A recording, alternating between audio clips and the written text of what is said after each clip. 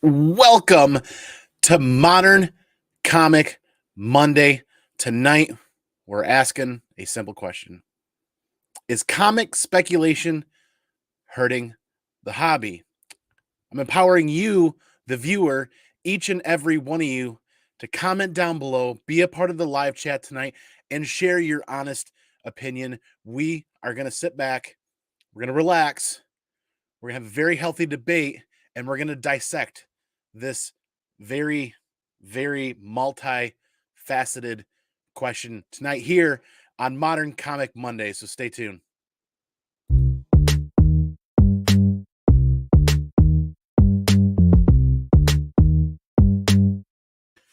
Once again, welcome back, everybody. It's Modern Comic Mondays down here in the ComicManAndy Comic Cave and Comic Dojo. And if this is your first time here, hit that subscribe button, hit the notification bell, and smack one of those reaction buttons. Follow on Instagram, ComicManAndy. Follow on TikTok. Follow on all the social media platforms. We are here to dissect one question tonight, and we are empowering you, the viewers, here live and on the rewind, to comment down below, comment in the chat. Hit the poll right here. There is a poll, live poll going right now. And this question is comic speculating hurting the hobby? Now, I want to know, this is a very decisive? This question seems to continue to split the community into many different areas of belief and opinion. And I want each and every one of you watching right now, live and on the rewind, to know that this will be a healthy debate. Your opinion matters. Everybody's opinion matters. Collect your way, buy what you love what you'll buy at the end of the day. But let's dissect this a little bit more and understand where some of the issues, the real issues taking place, where they come from, and how we can educate new people coming into the hobby, and how we can further educate ourselves to become better collectors and pass on the nuances of collecting in a hobby that's controlled by so many different factors in so many different areas, right?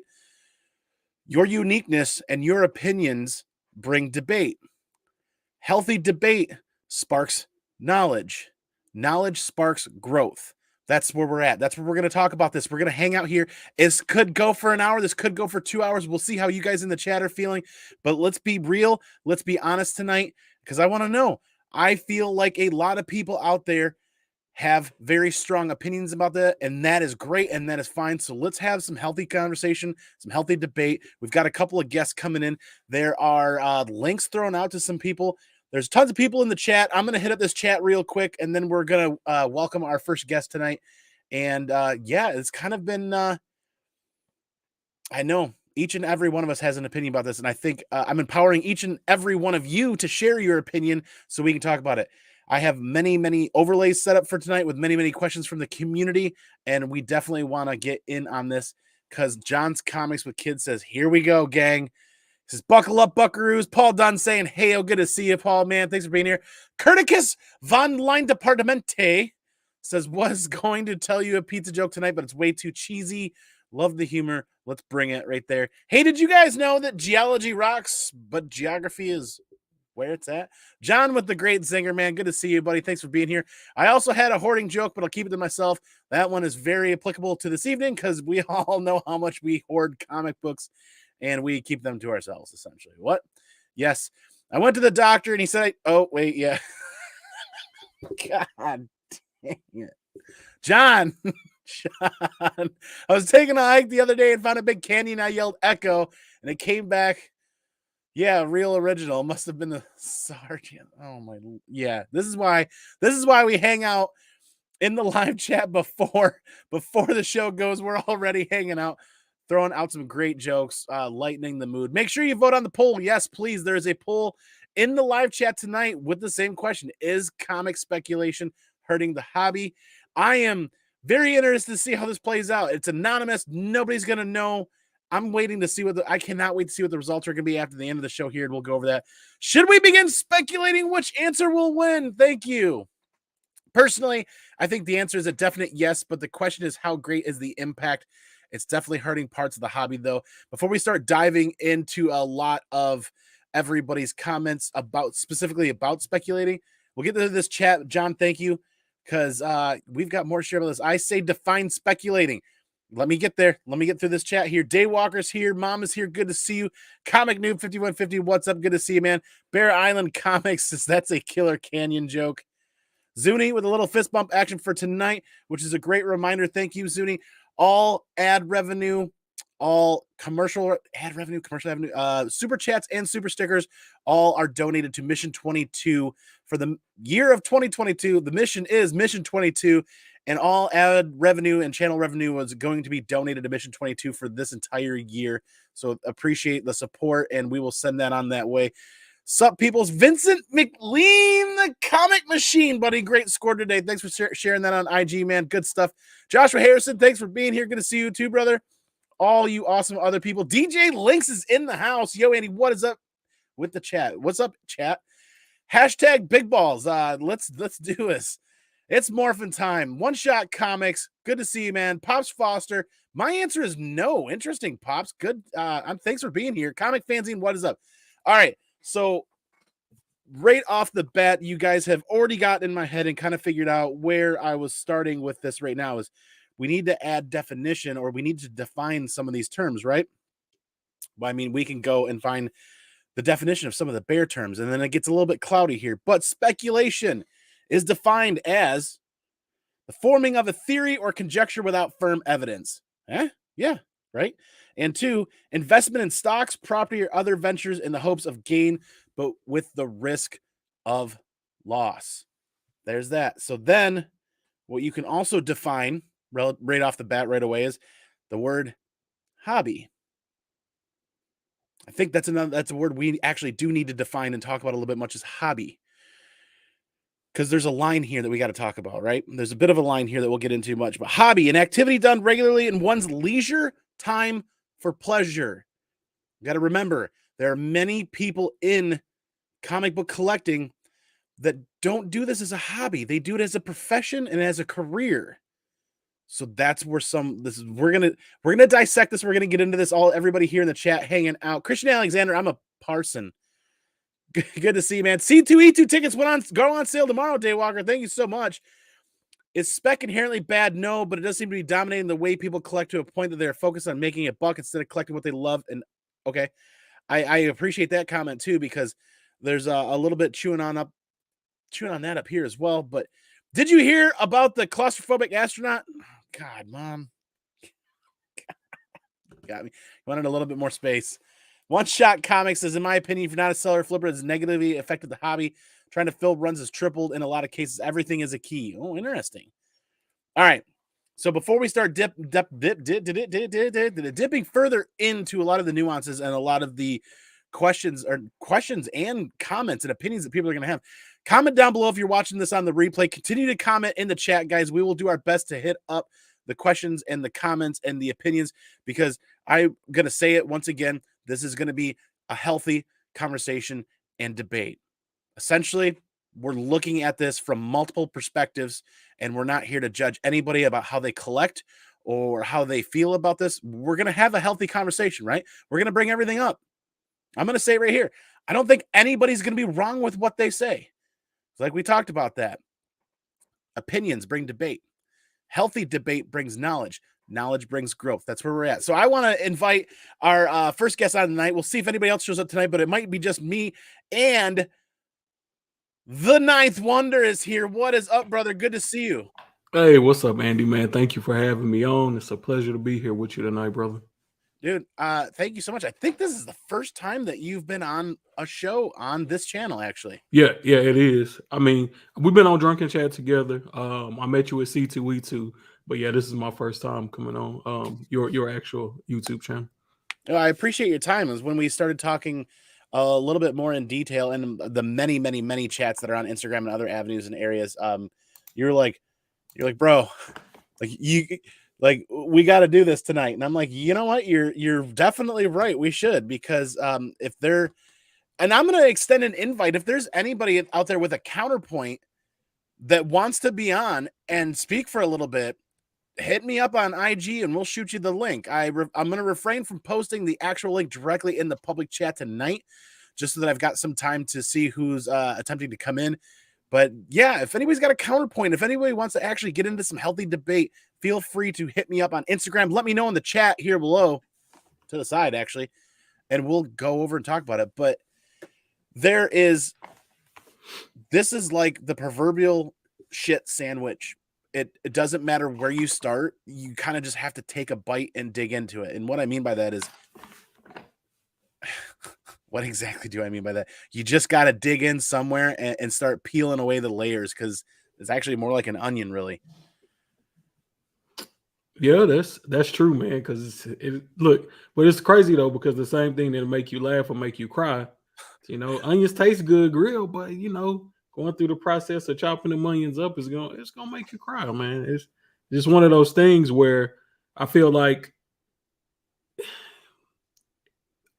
speculation, your interpretation of it and how it affects the hobby depends on your buying habits. If you're one of those people that is always trying to jump to the next piece of speculation news, and you get burnt by it a lot, you probably gonna hate the speculation game. But if you're one of those people that kind of stay ahead of the trends and you kind of make your own buying decisions, then you probably don't feel any way about it. If you're somebody that buys everything in bulk and just says, hey, I'm just gonna wait for this book to get hot, then I'm gonna sell them as fast as I can. You probably love the speculation game. So I just think that part of it is always going to be based on the individual person, but at the same time, it's definitely a conversation to be had about what it's doing to the hobby overall. Yeah, absolutely. And that's where I feel like there's a really, I want to kind of attack this topic of speculation overall, because it seems to get toxic really fast. And there seems to be a lot of walls being built by people who were once really good friends, and even like sub communities within the community that live together quite well, so to speak, and helped each other out.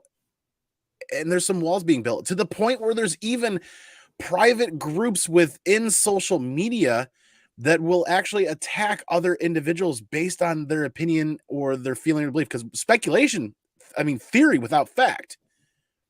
So you can give 10 different people the same piece of information. You could get 10 different theories or 10 different answers. So what I really want to kind of start off with, Ninth Man, is where did you first discover or learn about the fact, or the not fact, but the idea of speculation within the comic book collecting hobby and community?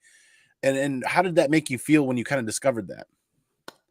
Man, that's a great question. And I think this is where my perspective on this is unique, more unique than anyone else. Is not anyone else, but just I can speak, for myself personally, is in the fact that I got back into comic books in 2020 during the pandemic, like a lot of people. Now, I've always read comic books. I never stopped reading comic books. But as far as buying books strictly to collect them, I stopped in 2016. I got back in 2020. Um, and between that time, I was only doing digital, my Marvel Unlimited, Comixology, all of that good stuff. I just wanted to read my books, and that was it.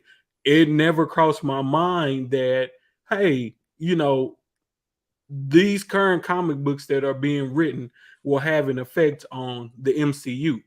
In my mind, I just kept those two things completely separate because I love the movies.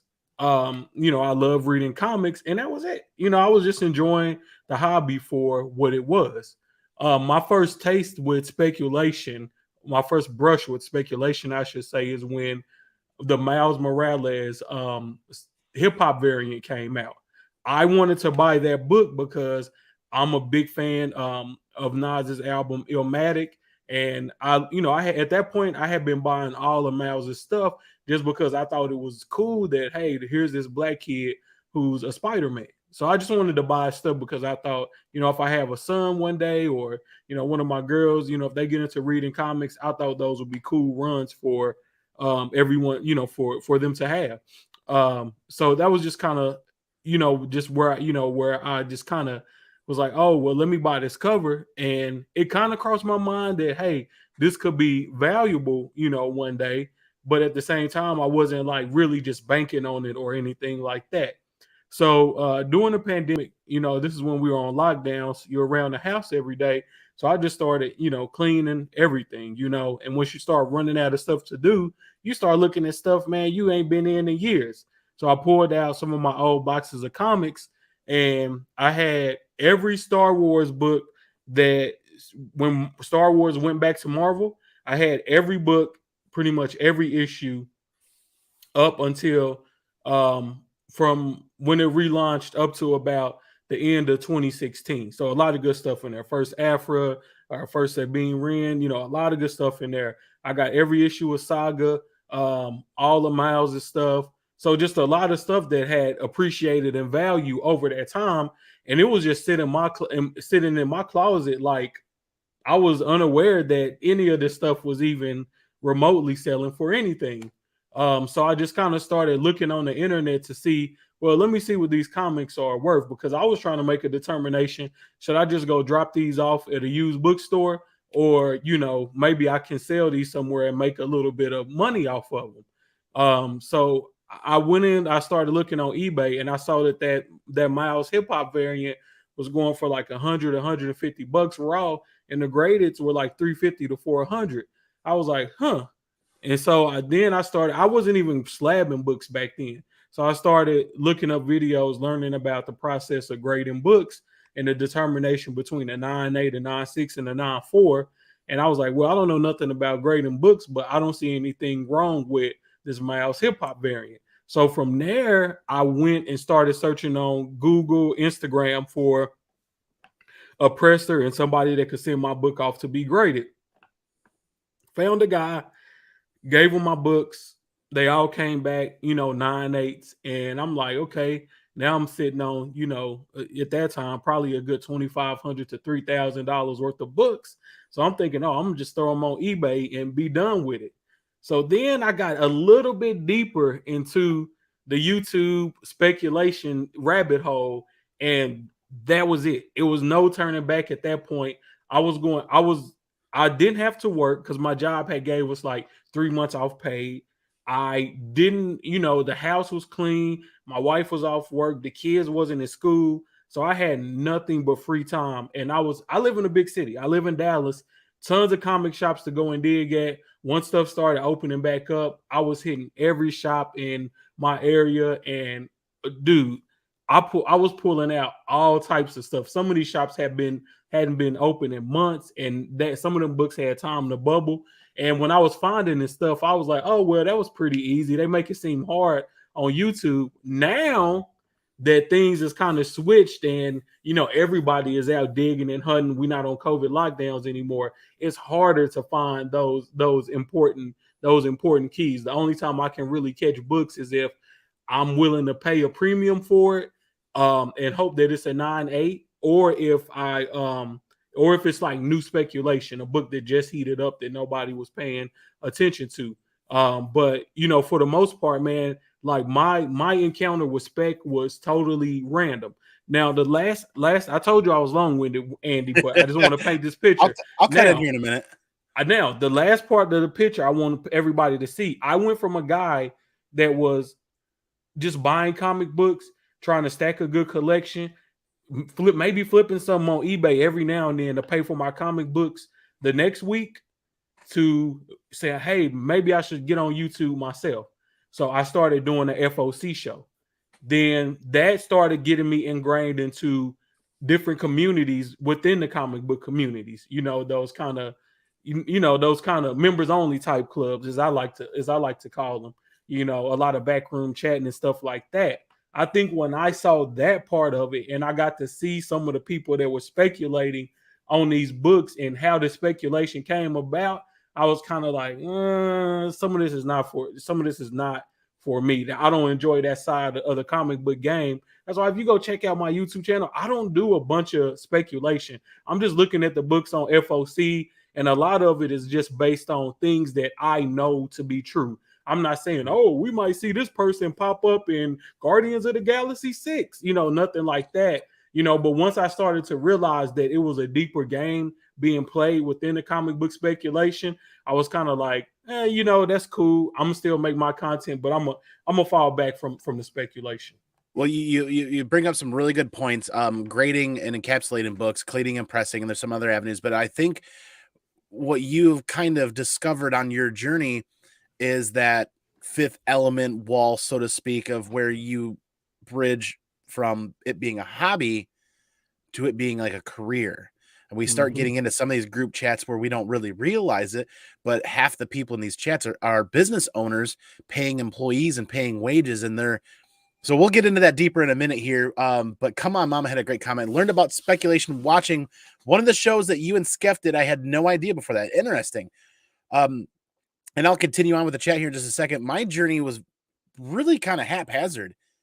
I discovered Saga, and you guys, some people that know my Saga story, know how important that is to me and our family. Those of you that don't, we'll get to that at some point on this channel. We'll do a Saga only special, but I discovered Saga, and then I was like, you know what? I want to start dipping a little bit more into that. I've been collecting and reading Punisher comic books since the 90s, the late 80s, early 90s. And I had been like full bore collecting Punisher graded books basically when CDC started offering the grading and encapsulating process. So I've been buying and collecting those for a while, but it never really kind of dawned on me if there's this other facet to comic book collecting that is speculation until searching for Saga books online. I stumbled on a website called Comic Book Speculating and Investing, CBSI. And there was a very large article, and I wish I could give credit to the person that wrote the article. It's not on the top of my head at the moment, specifically about Saga and about the second print, the third print, the fourth print, the fifth print, how many copies were potentially like the theory that they were running through their head and on paper there about how many copies were printed. I'm like, man, I am a completionist collector going after all of the Punisher stuff. This just seemed natural that I fell in love with this to be a completionist collector with this. So I started doing is I started utilizing that website and the information that it had when I was scouring eBay and looking for books in other areas. What's potentially could be a good price that I feel is a good price that I'm willing to pay for a book that has this print run or this grade or that avenue.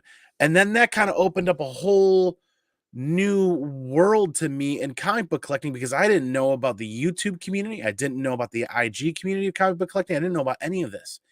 And then I discovered Brian Simpleman's comics. I discovered Comic Tom. I discovered a lot of other websites, and not just websites, but YouTube channels where they're delivering this content and this information that is a little bit easier to absorb than just blindly just reading and reading. And like they added an element of fun. They added an element of personality. And Brian at the time was even moving away from speculation based content more to some of the FOC stuff and kind of looking at some other avenues. And that's kind of how I got into it. And when I realized that I could utilize this thought process and this theory process to build my collection as efficiently as possible, I went a full ham. I kind of went nuts. You mean to tell me that I can educate myself from others' mistakes and potentially save myself hundreds, if not thousands of dollars over the course of a decade, buying my books at more affordable rates, paying attention to trends based on speculation? So that's kind of how I became a comic book speculator is that I'm speculating on building my collection as efficiently as possible and looking at trends based on what's going on out there and trying to buy books when they're cold and trying not to buy books when they're hot. There's more to my story further on down, but let's hit up the chat again because there's some other really good comments. I find far less chatting about books that are fun reads, more about how many should be bought and how high will it go. Paul's not wrong there, which is, why I continue to hammer away at my Wednesday show to talk about what are my fun reads and what are the books that we're really into.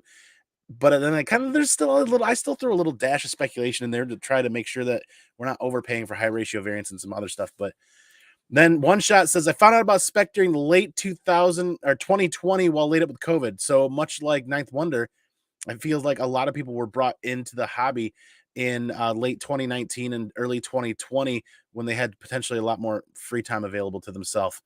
But yes, Ninth lives in Dallas, bro. He's in Louisville. You guys got to hook up one of these days, man. I feel like the biggest influence on not only speculation, but the biggest influence on not only speculation, but like as we know, is how social media. Yes, I'm glad you bring that up, Daywalker. And I want to know what Ninth Wonder feels like here. I feel like one of the biggest avenues that potentially fuels speculation more that people kind of don't give enough credit is eBay. If it wasn't for the existence of eBay, people wouldn't readily have the ability to look up books and what they consider the value of those books, even though the asking price doesn't necessarily make that book worth that much. Yeah, man, that is true. And that's one thing where it's a lot of different ways to try to determine a value on a comic book, right? And you can use eBay, you can use Key, you can use GPA analysis, you can use Go Collect, Cover Price, so many different tools out there, but all of them use a different algorithm, right? So who's Yeah. to say which one is more accurate than the next? And that's something that I constantly preach is that if a book sells for $1,000 one time, that don't mean it's worth $1,000. Thank If you. somebody is asking an asking price on a book of $1,000, that doesn't mean that the book is asking, is worth that $1,000.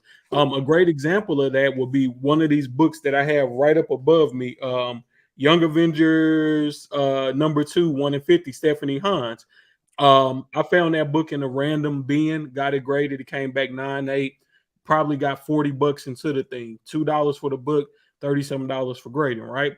So there's only one other of those books that's on eBay. They're asking 1,000. So naturally, I put mine on eBay at 1,000. I haven't got an offer, a like, nothing. No action on that. No action on that book.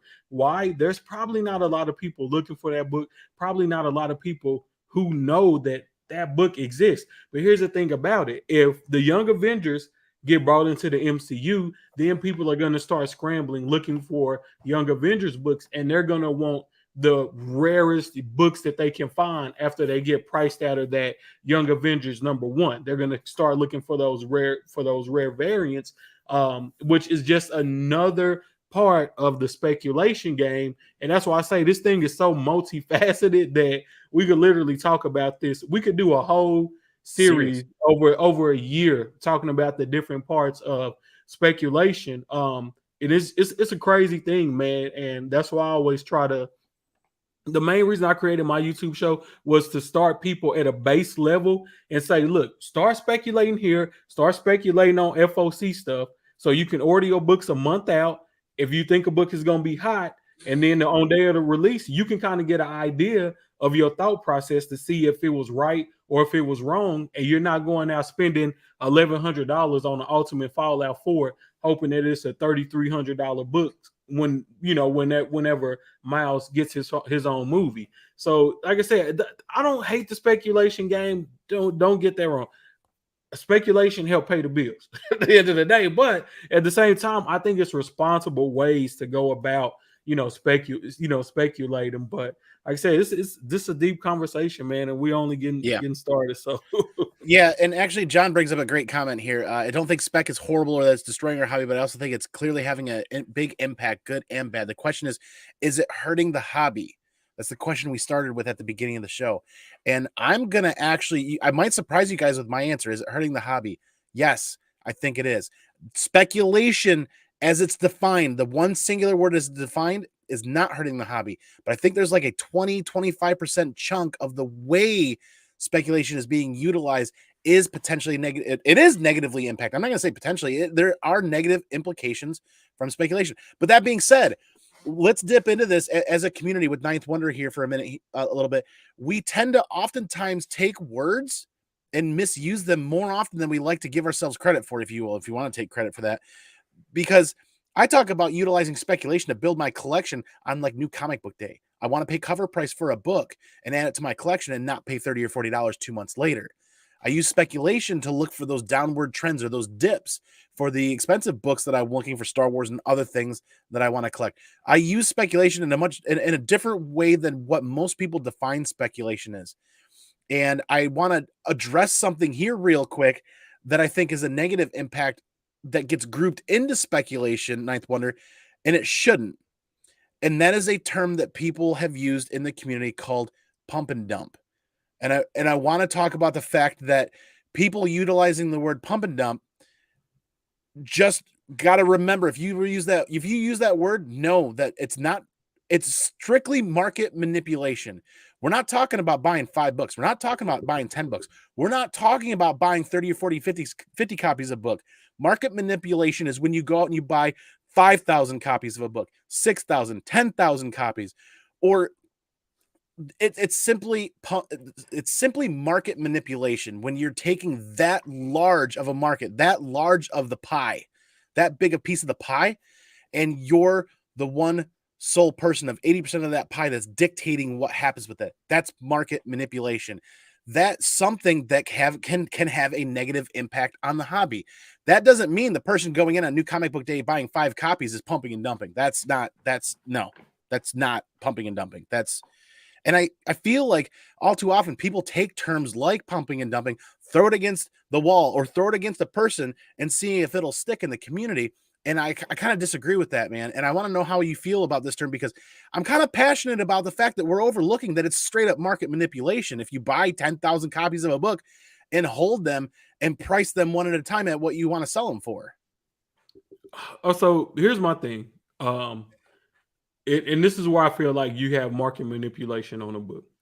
If you go and buy, I hate using the same books for examples, but if you go buy 10,000 copies of Ultimate Fallout 4 in, let's say, 2013, and you say, I'm going to hold these because I feel like Sony is going to use this Black Spider-Man kid in a movie someday, and this book is going to go nuts. So now that spec has started to turn around ever since he got his own video game, and that book is trending up with no signs of slowing down.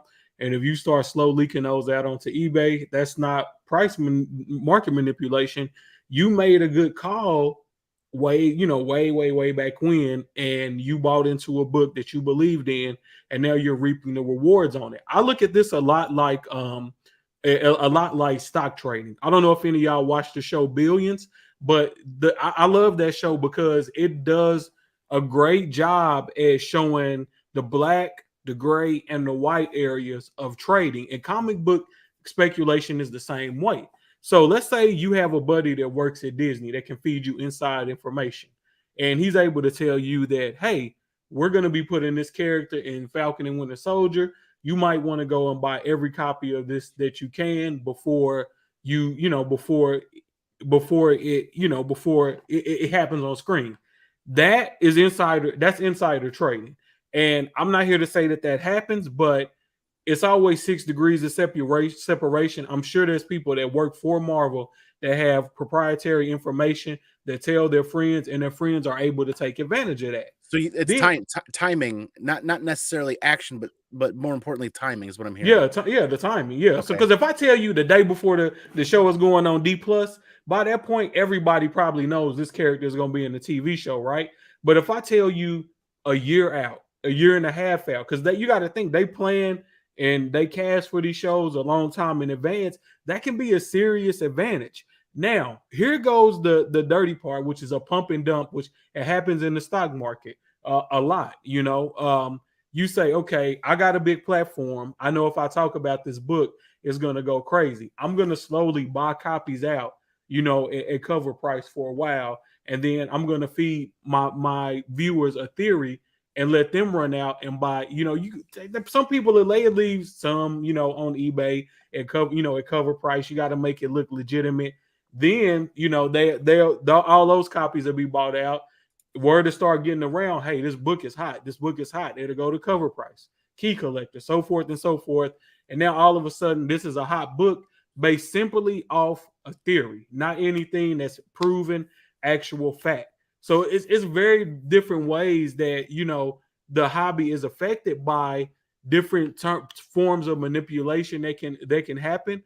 But if, like I said, I'm all down for somebody believing in the character and them planting their flag. If you say, hey, I believe in Saga, I believe in this series, and you're buying everything Saga without any option news or knowing anything or having a platform and you trying to pump it up through that platform, you just believed in something and you benefited off of it. There's nothing wrong with that. I think the problem is most people don't know how to discern one thing from another. And they just think everything is pumping up. Everything is pumping up. So let me return back to my little 3-minute rant and say that I'm very inexperienced in the nuances of speculation.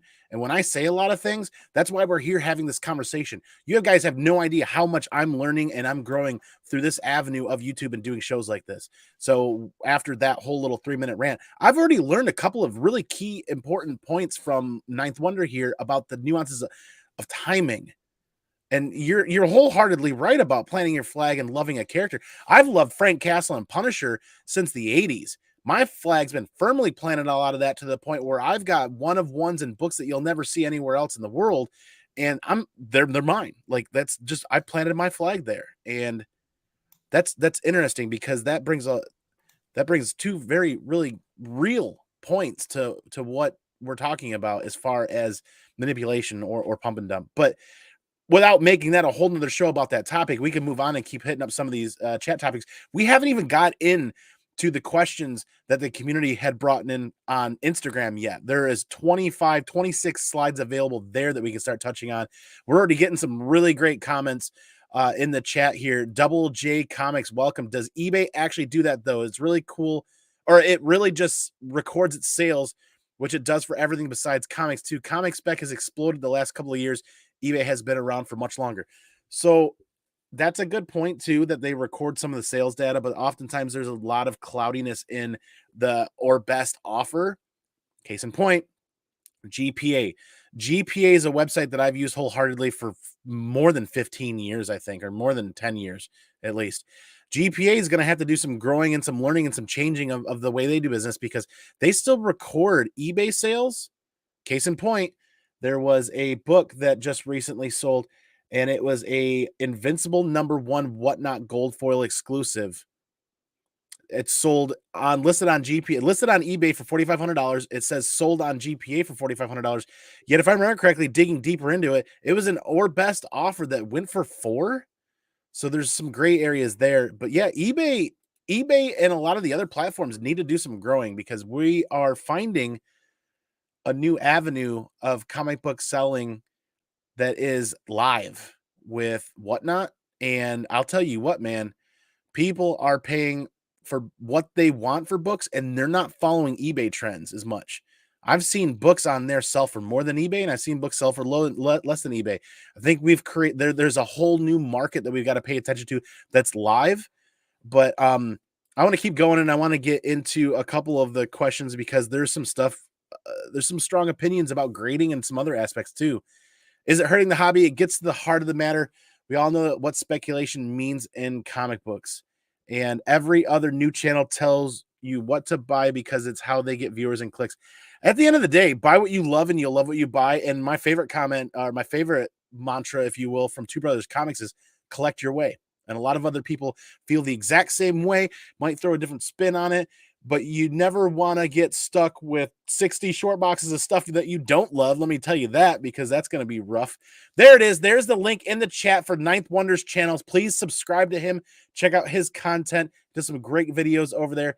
Double J, it's because people look at list price, not actual sales on eBay. This is a really, really good point that a lot of, I don't want to, how do you say that? A lot of inexperienced people coming into the hobby see a list price on eBay and think that's what the value of a book is.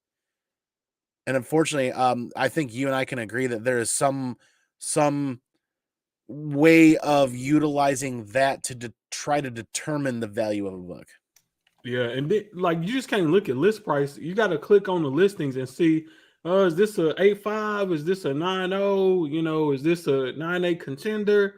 Because that makes a big difference as well. And that's one thing I always tell people on Whatnot is that I sell on quality. I don't sell on necessarily spec. If a book is, most of my books that I sell are going to be near, are near mint on Whatnot or near mint plus. And what I always tell people is if you want to run to eBay and look at a price, make sure that you're doing all your research and saying, okay, there's a $50 copy on eBay, but it's not a book that I would send in to get graded. Because if you're looking for a book to send in to get graded, you're gonna pay more, more money for that. If you're just looking for a beater copy, then yeah, you're gonna have your beater copy prices, out there. So it's just, most people just run to eBay, they look up a price, and whatever the lowest listing price is, or sometimes the highest listing price, depending on your buying or if you're selling, that's what most people want to determine that a book is worth. If I'm buying a book, it's worth the lowest listed price on eBay. If I'm selling it, then it's worth the highest listed price on eBay. That's just, that's just a part of the game, whether you selling comic books or cars or what have you. People always gonna want the most for it. If they sell it, you're gonna want the lowest possible amount if you're buying. Yeah, and that's where we all reach, at least I feel like a lot of us that could be in my shoes as well. We reach the point when it comes to reading and collecting comic books that you have this wake up moment like, oh my God, I don't have anywhere to put anything.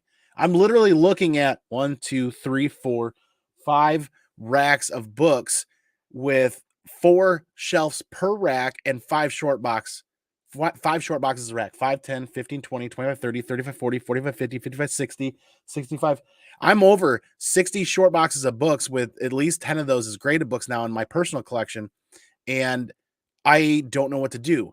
So I looked at eBay years ago as a platform to just let me make room. Like, I'm never going to stop buying and reading and collecting comic books, but I need to find a way to make more room, because I just don't think I can manage having like a storage unit like some other people do. And you know what, at eBay, there's just not a personal connection.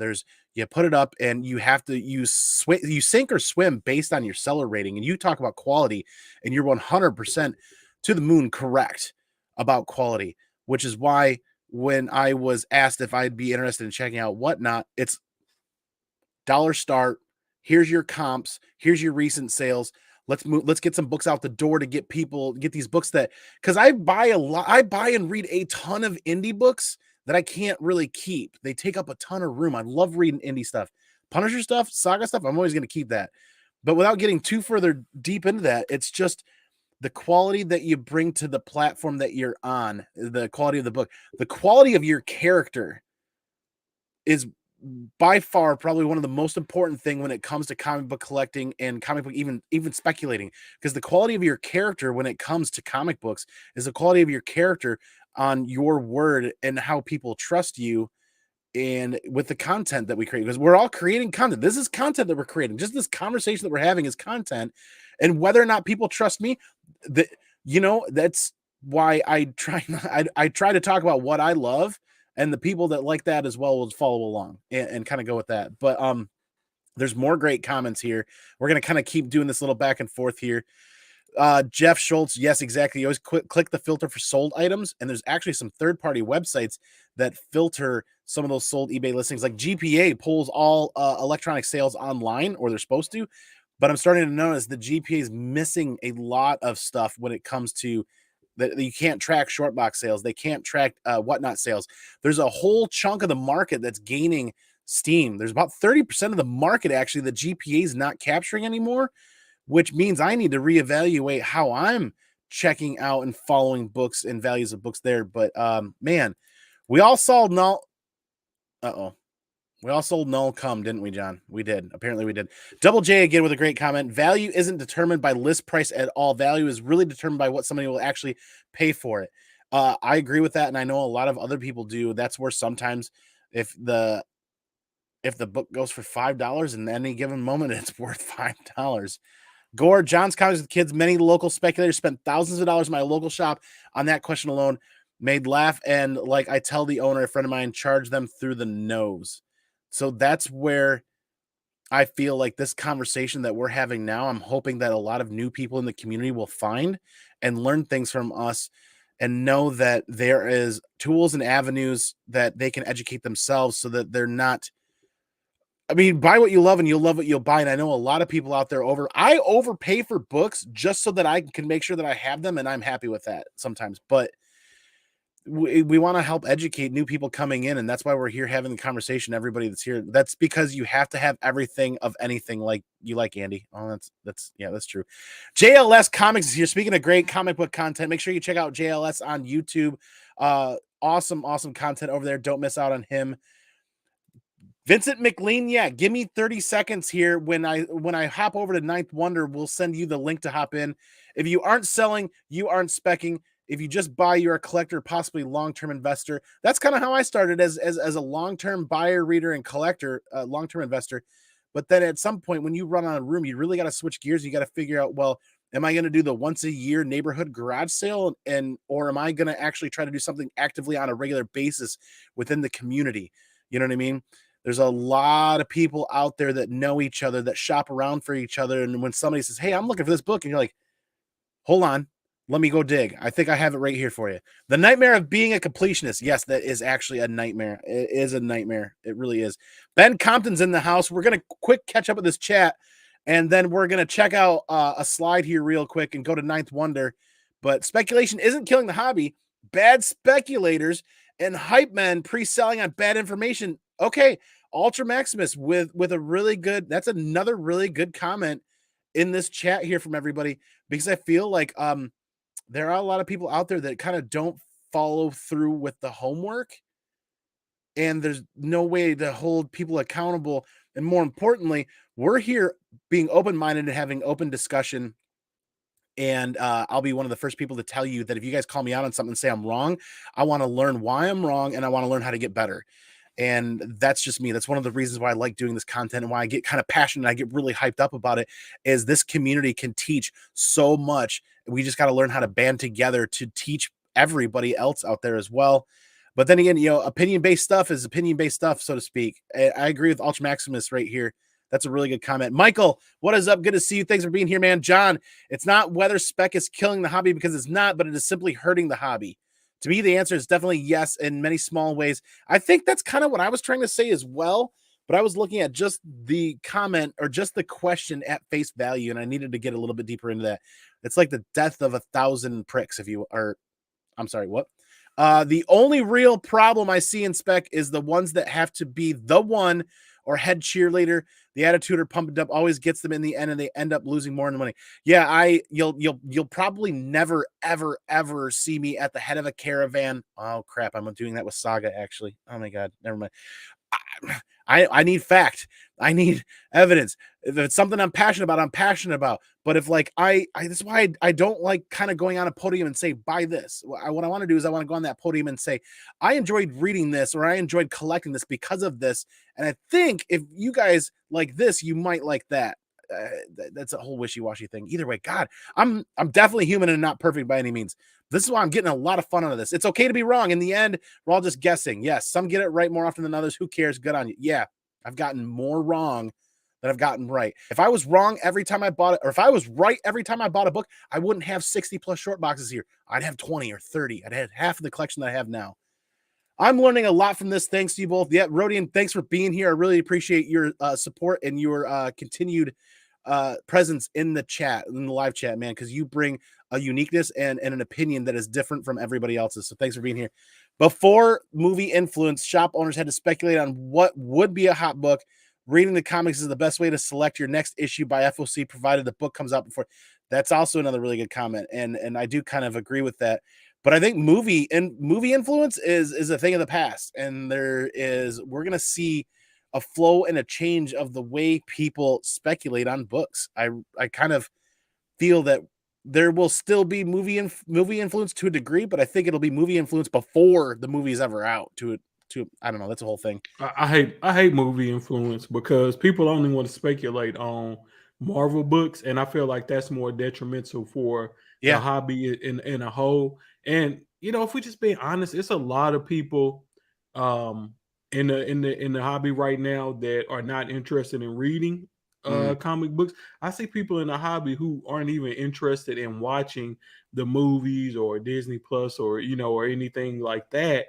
It's just like, oh, I heard comic books are selling for a lot and I got money. Let me go in and spend some of this money and try to make, some money in the hobby, since comic book sales are hitting record highs right now. And a lot of that is, kind of, it's not it's not necessarily that it's killing the hobby right now. It, like, at this moment, what it's doing is that you're getting a bunch of people invested into the hobby. The prices are soaring and soaring and soaring on books. But at some point, there has to be a come down. If Yeah. that come down happens through Marvel, not capturing people's attention anymore, and the value of those properties start going down, then we could see some retention within the comic book community. If sales start to dip, you will see people panic and say, well, I'm out on comic books, and they'll sell their collections off and they'll never come back. Yep. See, there's a great point here that you're touching on a little bit here is the investment side of comic book collecting. Um, saw a big uptick in the last couple of years because of several factors. Whether you look at inflation or you look at the pandemic, there's many avenues. And honestly, there are a lot of people that are attempting to put money into comic books simply for a place to put money. Let's look at the last 10 years with Bitcoin and Dogecoin and a lot of early investors in cryptocurrency that have that disposable income, hundreds of thousands of dollars, millions of dollars. There are so many. It's like the dot-com bubble of the 90s. The people that made their money and got out when they got out before the bubble had that available income. And because there wasn't a massive bubble on cryptocurrency, or at least there was maybe some micro adjustments, you might be able to educate me better on that.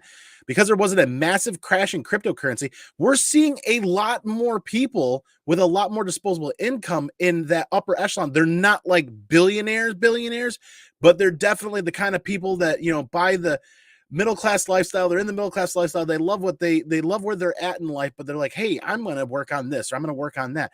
And you want to know what do you get when it comes to cryptocurrency? You get a lot of people that are apt for computers. Then when they're apt for the computers, they're into video games, they're into comic books, they're into that nerd culture that we love and we embrace. So I think we saw a big full bore front of people looking to shift money from cryptocurrency and other avenues into comic book collecting. More importantly, like the gold and silver age stuff that we feel is more stabilized. But then there's a lot of people that wanted more risk with the potential of higher reward, and they were willing to do that with money that if they lost out, they weren't going to be on the street, so to speak. And yeah, that's true. And you know, me personally, I'm a modern collector. And the main reason that I'm a modern collector is because a lot of silver and gold is priced out, you know. And why would I buy into silver and gold when it's selling for record highs right now? And then also, why would I buy into silver and gold when Marvel they're using more modern content than ever? You know, they're introducing characters into the MCU that were literally just created within the past 10 years. The most speculated on character right now is Miles Morales, and he was created in 2011. He just had his 10th year anniversary. So age of a book and age of a character really shouldn't mean anything anymore, because Marvel has already showed that they're invested into making derivatives of popular characters and introducing them into the MCU, which we're already seeing it with Miss Marvel, Kamala Khan, Riri Williams is already confirmed. So we're already seeing that. So it's like, okay, why don't I buy into this cheaper modern books than going with the gold and silver, knowing that my ROI is going to be higher? Because I could go out and buy a GSX1 right now, but you know, I'm looking at spending a minimum $5,000 on that book graded, and you know, a lower grade. At $5,000, I could go out and buy Ultimate Fallout 4 and the first appearance of Riri Williams and still have money left over to get me a burger or something. I mean, so that's the form of speculating that I like to talk about, that I think is healthy for the hobby, because I'm helping someone make a smart financial decision. You got, you know, yes, run out and buy your GSX1 if that's your grail book. Not telling you not to do that, but if you're in this for the investing purposes, then we need to be teaching people how to invest in a smart way so that they will stay around the hobby. We don't need to make content where we're pumping some dollar being book that's going to fizzle out, and then somebody spent, you know, thousands of dollars buying this book up and then taking a loss and fire selling and leaving the hobby. You know, we don't need that. Well, wholeheartedly. It's like I keep saying, man, it's so multifaceted. This thing is that we could literally talk about this for days and days and days on the different issues affecting the hobby. But truth be told, until we all start to change our personal habits, the things will not get better. They will only get worse. Yeah, and I wholeheartedly agree with you that that next generation of comic book collectors is who we need to foster to continue carrying this torch that is comic book collecting. Because I wholeheartedly still 100% firmly believe that printed comic books or comic books, the comic book community and collecting comic books is helping to save print media. I think it's one facet of the pie. There's probably like 3 or 4 elements. There's a couple that I probably don't know about and a couple that I do know about that's still saving print media because when it came to digital media and when it came to delivering news, newspapers about died. Newspapers had to find a whole new avenue to go. But comic books, literature, books, there's some other avenues that still continue to save print media. And this new echelon or this new avenue, not avenue, but this next generation of comic book collectors coming in, if we don't educate them, help train them, and honestly, people are going to learn from bad mistakes or very bad mistakes or just their mistakes in general. They're going to learn from that and grow. But all it takes is one terrible mistake for somebody to like, I'm done. I'm out. I want nothing to do. It's too much drama, too much hassle. And then we've lost that one person in collecting, and they never discovered their favorite character. They never discovered their favorite run or their favorite read, and that's kind of heartbreaking because we want to see this survive, because if it doesn't survive, what happens to our collections? What's my son going to do with my collection when he grows up? Throw it out, sell it, whatever. But I want to introduce our next guest, and I want to hear his opinion on this very extremely multifaceted, delicate topic tonight.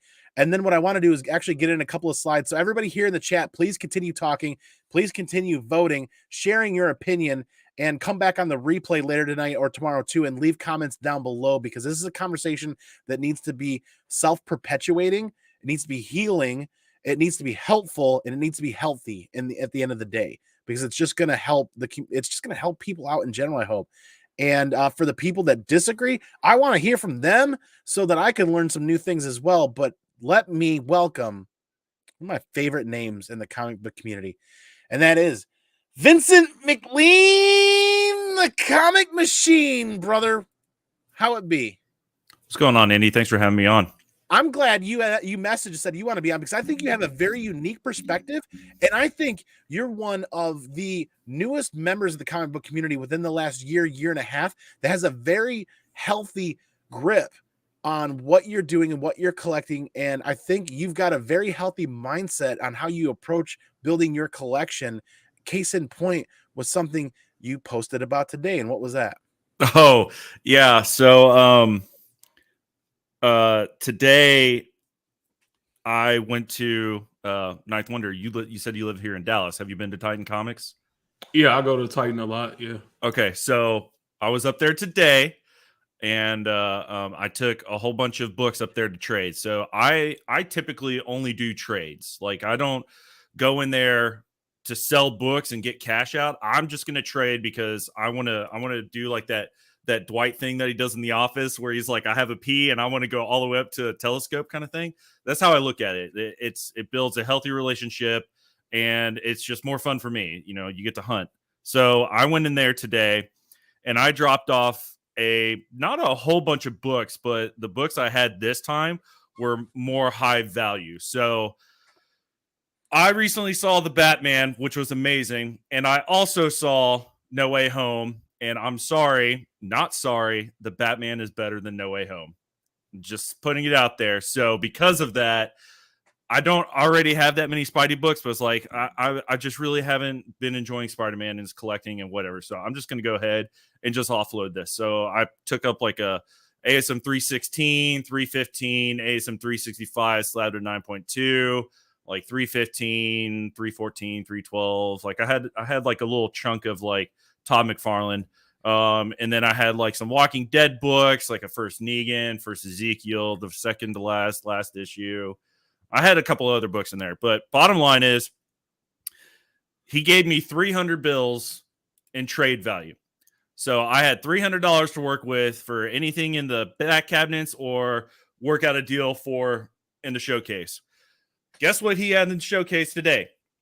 He had that Jim Steranko Hulk annual in the case at a very good plus, so about 4 or 5. And they also had that Marvel superheroes. Shit, where is it? Where is it? Where is it? I want to make sure I say it right. Otherwise, Free Energy is going to get all bajiggity when he sees this later. Oh my God, I'm holding up the show. No, where is it? Marvel Superheroes, Volume 1 presents Doctor Doom. So the number 20 issue. So the first Doom solo series. So I traded all of those books to get those 2 huge books to add to my collection. And that's just how I've been ever since I started collecting. I think I've been doing YouTube. I think, Andy, was it been 2 years now? I think. Yeah, roughly a year. I used a year and a half, but I think you're closer to 2. Yeah, I think I've been on YouTube about 2 years, and I think I've been collecting about 3.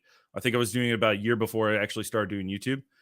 So, but yeah, I've just had that mindset of I want to have quality over quantity. And I look at it as a very long-term game investment. I tried to get into the speculation a little bit. Andy, you were there for a lot of that too as well. You know, we were doing FOC stuff and really getting into conversations deep with Skeff and stuff like that. And, you know, I think you still utilize it, but in a way to build your collection affordably. Yeah. So I'm very picky and choosy if I do any type of spec, very picky and choosy. And I don't allow myself to just get so caught up in it into where it just becomes like so overwhelming that I'm going to quit the hobby. I can't do that. So like I'm very picky and choosy. You know, my collection before today was a little bit over 410, 415 issues total. Now I'm back down to 388. But like if you look at my overall collection as a whole, the quality is like way surpassed the quantity. And you guys were talking about like stocks and stuff like that, and I kind of like look at it like that too as well. But I feel like on the negative side of specking, it almost kind of touches into the addiction process that happens in our brains because speculation is such a fast turnaround. It's almost like gambling. You know, a lot of people that have gambling addictions and other addictions too as well, I feel like speculation kind of affects the brain in that you are literally gambling on a book to potentially hit, and you are buying X number of copies to be able to do that. And I feel like it's hard for people to realize that and understand that, like with comic books, especially new comic books, you know, the past 2-3 years, it's really hard to be able to dive in deep and actually hit something that will more positively come out into actually something that will actually hit. I feel like it's a lot harder to do that with the modern books. And I don't collect a lot of modern books. I do have some modern books, but I usually try to go in on books that have been definitive, will stay definitive, and 50 years from now will still be 100% relevant. And I think the biggest speculation book that has panned out perfectly is the Ultimate Fallout #4 for Miles. Like, I think that's a very good book to be able to go in on for a modern book that actually is really paying out. And well, let's be wholeheartedly honest here. Miles is exciting. Miles brings an element of excitement to the Spider-Verse, if you will, the Spider-Man universe, where Peter Parker has kind of been the steadfast, familiar character that a lot of people have grown in love with, that a lot of traditional readers choose to stick with. But a lot of us that are modern collectors, Miles is exciting, and he's a breath of fresh air. And we can't. I gotta be honest. I wish I would have had the whole series on the pull list to read that, but tit for tat, there's only so much time in the day. He's an exciting character in that avenue, and that's probably one of the most exciting books to watch in modern comic collecting right now. I'm glad you brought that up. Yeah, it's Ninth Wonder. I think you're muted. Oh yeah, I just took myself off of mute. I mean, Miles is like a blue chip stock. You know, he's like a Disney, a Johnson and Johnson. You can buy that book, and you know it's not going anywhere. You know, and that's just what, you know, a safe way to invest. You don't, like I said, I think where the game is bad is when people get into I don't want to say YouTube speculation, but that's where a lot of it originates. The YouTube speculation, like here's 5 hot books. You know, if you see a lot of content creators probably gonna get mad at me for saying this. If you see somebody telling you that these is 5 hot books or 10 hot books that you should probably pick up, steer clear of that. Period. Just steer clear of that because you're gonna get burnt more often than you are going to have success. Because here's the thing about it. I could tell you a hot book today. That speculation could turn around within a couple of months. But if you haven't already got your books off to grading, got your listings on eBay, and set it at just the right price so that nobody won't buy it too early. But maybe some news breaks, somebody will go in and do a quick buy it now or shoot you a best offer on it. You might not never live to see your investment turn around on that book. That's a good point. And that's something else that people don't think about. Some of this speculation is good. There was a lot of speculation before the D Plus shows, the WandaVision. There were tons of books that hit, but as soon as the show was over with, right back down in the tank. I made a lot of money selling books during the Falcon and Winter Soldier. I made a lot of money selling books to that. Raw books, didn't get anything graded, just sold them raw. But guess what? I held back just as much as I sold. So when that spec comes back around, because what people don't realize, we're in a spend cycle with spec. So I think it's just a nature of society today. Everybody has ADHD. So people, this is the hot book now. They scrambling, they tripping over their own feet to get it. Okay, this show is over, so this book is cooling down now. Okay, well let me run on to the next thing, or they fire selling that to get to something else. Whereas me, I'm like, okay, this guy was in Falcon and Winter Soldier. He didn't die.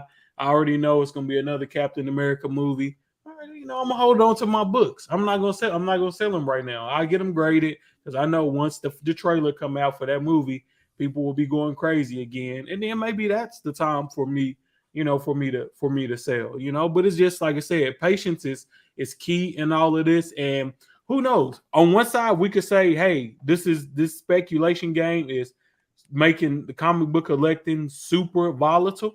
But there could always be an upswing where that volatility can sometimes breed success for certain markets. And when you have people so invested into it, and we can have hour-long conversations like we're doing right now, and that's a form of influence as well, because people love controversy.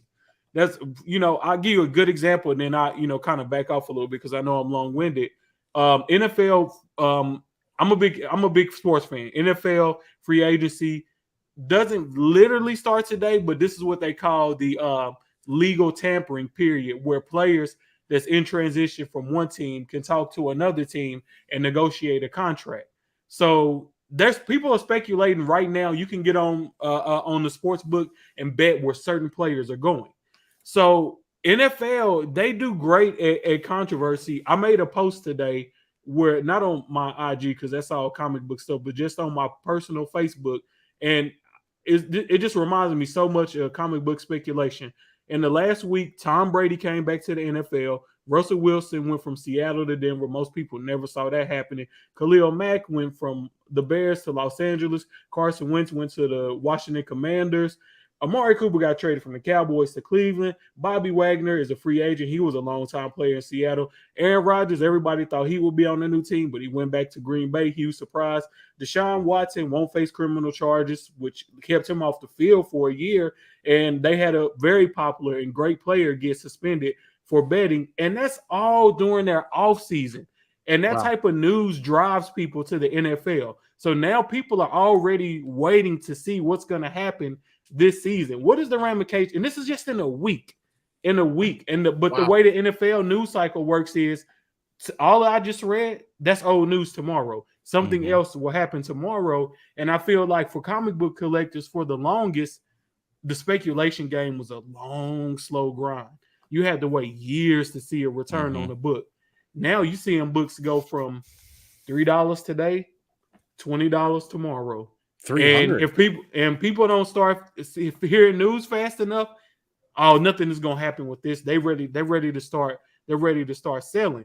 But me personally, what I think is that people haven't adjusted to what the comic book game is now. Not to say that speculation is it's all good and there's no downside to it, but I just think people, hey, this is the market that we're playing in now, and you have to learn how to live in that, because you can get on Key Collector now. You can wake up in the morning, pull up Key Collector, and see what the hot books are. You don't have to go, back in the day, you just, if you went to 5 comic shops and they were all sold out of the same book, well, damn, that must be a hot book now. It's not like that no more. Or you had to wait for Wizard Magazine. Yeah, or wait for Price Wizard. Guide. Yeah, it's not like that anymore. You can hop on the app and it's going to tell you everything that you need to know. So somebody that got into comic books yesterday, they can be at least a percentage as knowledgeable as you are without putting any of the groundwork in. And so it's people like you. Yes, it's downfalls to speculation, but some of it is also people not willing to learn and adapt to the new market that we are in.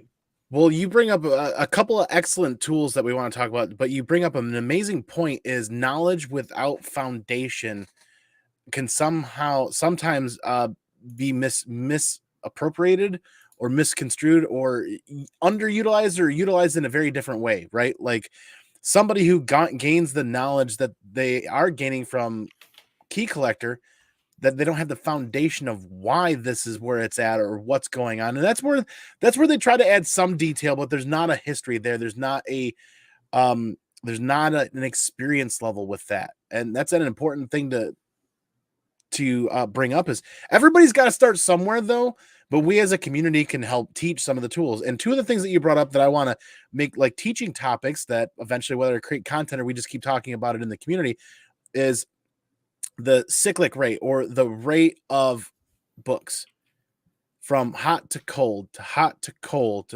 We're trying to teach people to buy in the dip, or at least look for those patterns in books, whether they're short patterns or they're long patterns. There are going to be patterns that are going to be hidden. Case in point, Darth Vader 3, first appearance of Dr. Aphra. You can go and look at the sales data. You will find dips over the last couple of years with that book. Another one that escapes me at the moment. Oh, the hot lists. The hot list that you bring up. I love and I really enjoy watching those hot list shows and the content, because more importantly, those hot lists, those are selling and trading lists.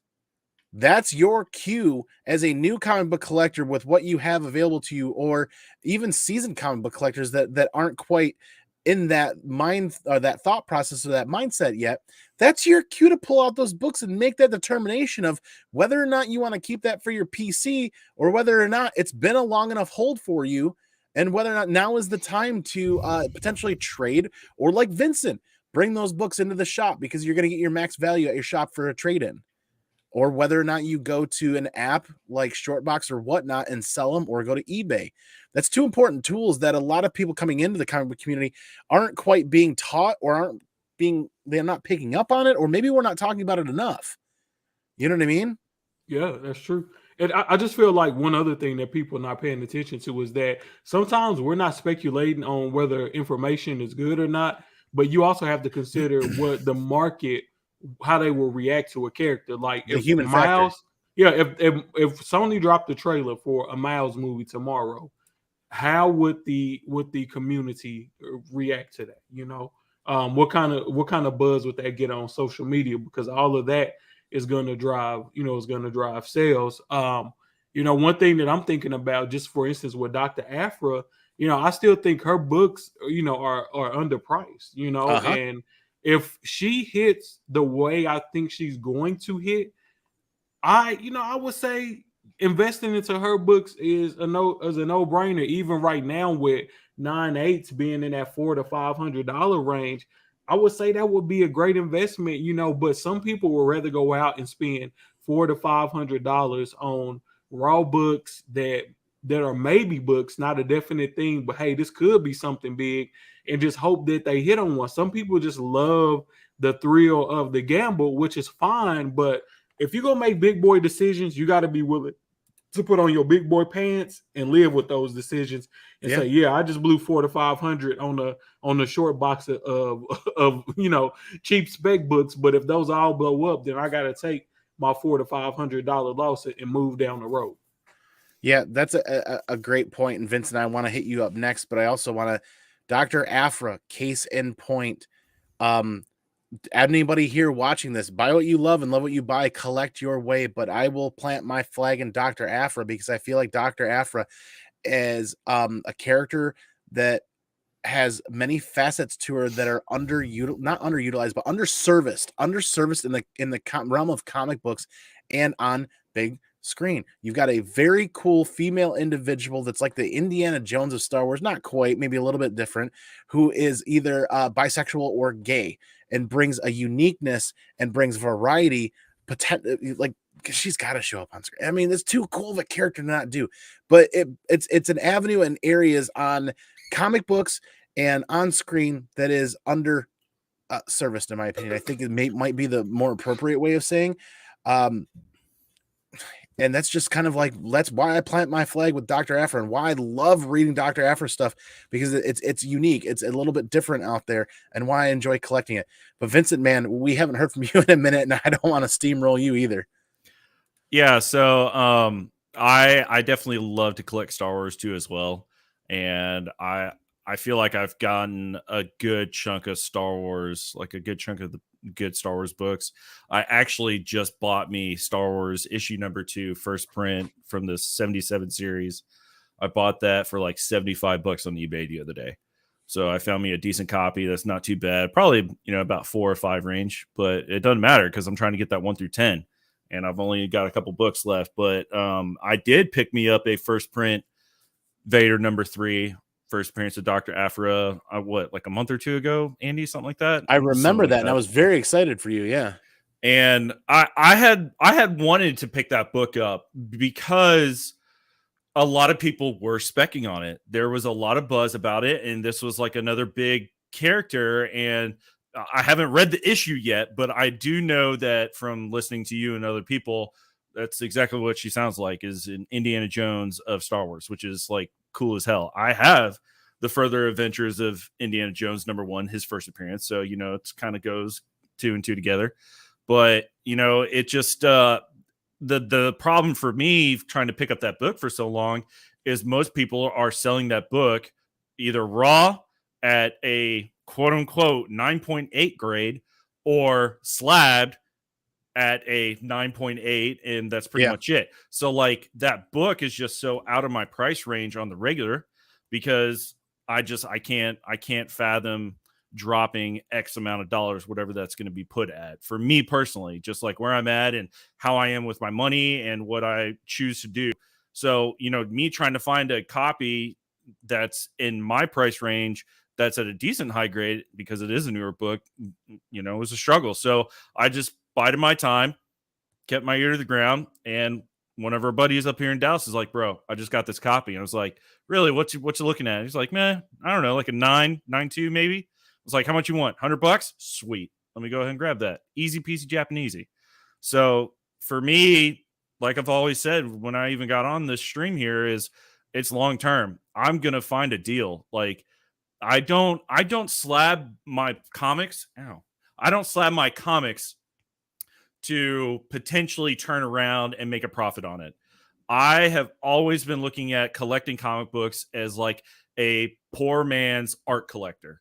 And you were talking about that earlier too, Andy, where comic books are kind of like the last of the frontier for, in print paper. Like newspapers have started to go out. Comic books are not really going out, but they are printed paper. And eventually that probably is going to go away at some point. We don't know when. So to me, it's important to kind of look at it as like a, like not quite like museum level artifact, collecting and, encapsulating, but it's important to protect these pieces of history. And that's how I've looked at slabbing my books. I was in the store and one of the guys was there. He was dropping off some pressed books for Jeremy at Titan. And he was just like, don't ever slab your books unless you're going to sell them. And I was like, all right, that's interesting. You know, I'd listen to him and hear what he had to say. I was like, okay. But I also asked him, it's like, you know, I've got a couple books that, you know, they could probably benefit from a press. You know, they're kind of like really kind of beat up, or they're really wavy. You know, I'm just kind of, because you seem like you have a lot of information about pressing books. If I was to get this press, how long do you think it would last? Would it be beneficial or not? And he's like, no, don't do any pressing your books unless you're going to slab them and then make a profit. I'm like, okay, well, that doesn't really make sense to me. I don't really entirely that agree. might be that business mindset, but Right. like Ninth and I, we slab books for the purpose of selling, because of the simple fact, like when we go back and talk about quality of books, we're also looking at quality of your name, quality of your brand. If you slab a book and it comes back a 9.4 and you're like, yes, this is a 9.4, Yeah. and it ships, as long as there's no damage to the case and the package is good and you've packed everything correctly, and the individual picking up that book is happy at the price they paid for, that's a win-win right there. Your quality of your brand, quality of the books. So that's one difference. But I think what you've brought up is somebody with a very, very business like bookkeeping numbers kind of mindset. And I think that's a debatable topic too. But JLS here with a great comment is, you need to build a knowledge base to have the tools to think critically about the information you're being fed. That is why everybody in the community continues to preach, read your comic books. You can buy comic books to invest, but you're only going to be educating yourself with a portion of it. Go ahead. I do want to make one quick point about slabbing only if you sell them for profit. That's not true. And here's the reason I slab my books. Two reasons, actually. A, if I sell a book, especially a big book, I don't want to argue about the grade on the raw book. It is what the case says it is. Mm-hmm.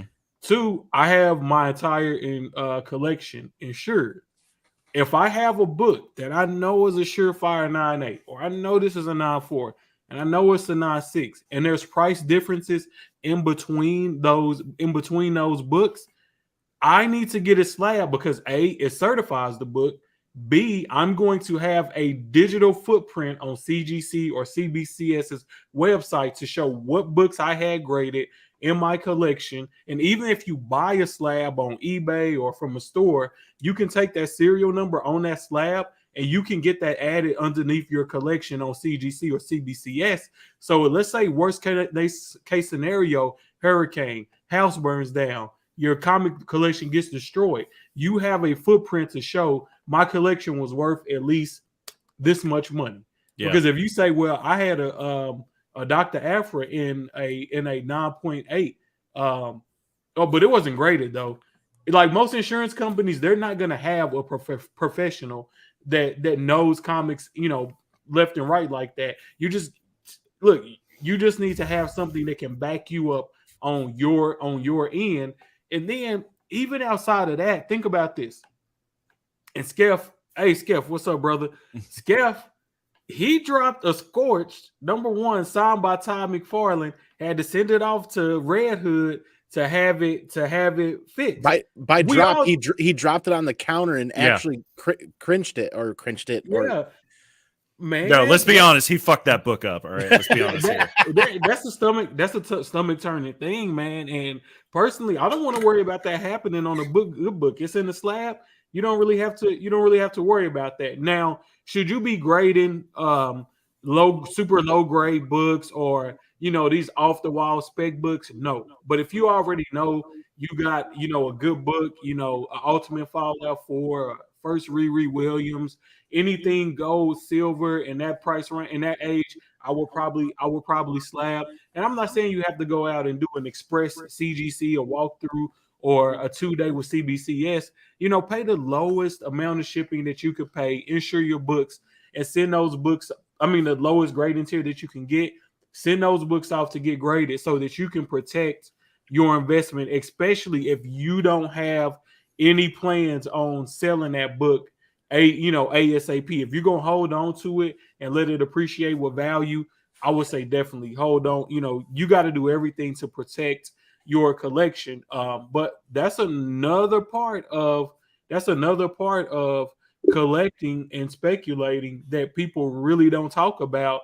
Is we speculate on a lot of things. Why doesn't everybody ever talk about if you would have got your some books graded let's say 2 years ago, you probably paid a lot less to get those books slabbed than what you're going to pay to get them this year. Shipping has went up. Cost of grading has went up. Cost of supplies have went up. That all of that stuff adds up at the end of the day. So if you even think you're going to remotely get a book graded, you even remotely think you're going to get a book graded, go ahead and do it now, because the price of getting that book certified is only going to go up. And plus, depending on what the book is, it's going to be expensive because it's going to be put in a different tier. Oh, yeah. That's an avenue too. Whereas, like, I kind of disagree with you a little bit, Ninth, on the don't grade the lower end books, because it's in the eye of the beholder. If somebody has, I have a personal copy of Semper Fi #1 that is probably like a 5 or a 5.5 that was given to me by another Marine that passed away that I'll probably slab at some point, but at 5.5, it's a personal thing that I want to preserve. So there's some avenue of collecting. Mind you, it's a smaller portion, but Oh no, by low grade, I mean, like, let's say a modern, like, I got a whole stack of modern newsstands that I just bought, just like really low grade. But modern newsstands are rare. Like, it's a cool book to have, but it's not anything that I need to get graded.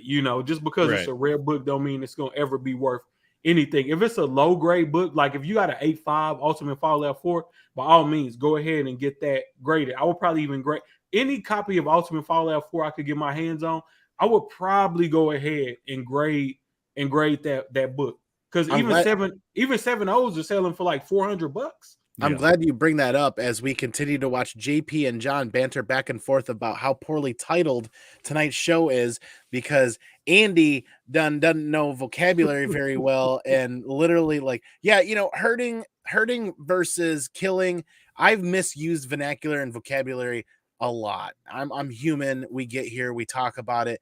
There are some things that I can go back and edit. There are other things that I can't go back and edit. And I'm glad you brought up Ultimate Fallout 4, because I actually recently purchased a copy of Ultimate Fallout 4 from you, Ninth, man. And that book is now scheduled for grading. And that went up on Whatnot at a $1 bid, if I remember correctly. It started for $1. Yes, $1 bid, man. And oh man, did you think I was pretty honest about my assessment on that book? I think you were wholeheartly honest, and I feel like that book is a solid shoe-in for a 9.4 to a 9.6. Yeah, so I was thinking more like a 9.6. But you never know with CGC sometimes, man. They will fool around and send you a 9.8 back, but I was hoping at least for a 9.6 on you. But now in hindsight, with what you paid for that book and what that book is doing now, like, you're gonna make good money on it, either way. And that's one thing I always think about when I'm selling a book is I want somebody to be happy with their decision at the end of the day. I don't want to try to get people sell books for the absolute most that I can get for it. It's one of those things where if somebody wants a book from me, I will always start off with, well, what do you have to trade? Yeah. You don't have nothing to trade that I need, and my needs aren't bizarre or crazy. Then, we can get to the dollar amount. But on the buying side, I'm generally a little bit more generous when I'm buying. I always tell people the bank is open. Like, if I want a book, the bank is open. I'm not gonna spend the money if I don't have it. And I just think we need more of that mentality within the hobby of, look, stop trying to get the most you can get for your book every time. Yeah. And stop always trying to buy stuff at the lowest price that you can get it. And believe it or not, I think that will constrict down on some of this ultra hyper speculating, because if people are able to get the books that they want to get for their personal collection at a price that works for everybody, they won't have to depend on selling a bunch of speculation books to make up for that $300 to $500 book that they just bought. Which is why I absolutely love the fact that Vincent is doing a lot of trades. I wish I could have recorded it, but me and Aaron Yee from Flipside went to me and Yeezy Yee went to Fan Expo together, and he got to see me willing and dealing at that convention with different vendors there. I walked in with a Star Wars Kanan number 1 in 25, graded in a 9.6. I walked out with a Moon Girl and Devil Dinosaur number 1 second print in the 9.8, and a first appearance of Riri Williams second print in the 9.8, plus $100 in my pocket. Just literally like started with this book, traded somebody else. Oh, and I got a Hawkeye K Bishop first solo series 1 in 25. Just by going to different tables, trading up. That's literally what I did the whole convention long. Yeah. I walked out with way more than what I walked in. So trading can be a valuable tool, and it's very underutilized in the hobby right now, because again, speculation is forcing people to be like, oh, I need to get this right now. Nobody wants to take the time to put in the groundwork and say, okay, I'm gonna be patient. I'm gonna find somebody that I'm comfortable trading with, and I'm gonna try to work out some trades instead. Because when we start throwing money at everything, it sets a bad precedence. It gets convoluted as hell. It gets very convoluted. But when we just trading, because if you're doing a trade, you could use an overstreet price guide, right? Because everything is going to be equal at that point, because it's more of a consistent price average in that overstreet guide. But if we are going off of eBay or one of these apps, then it gets fishy, because these books go up and down, up and down, up and down. The perspective of what is an asking price versus an actual sold price too with eBay. Exactly. Yeah. So, man, like I said, we could go on and on about this all day, but we'll be here. Y'all know I love to talk. You got it, Andy. I mean, you guys brought up a very valuable yet underutilized tool when it comes to comic book collecting, is the art of the trade.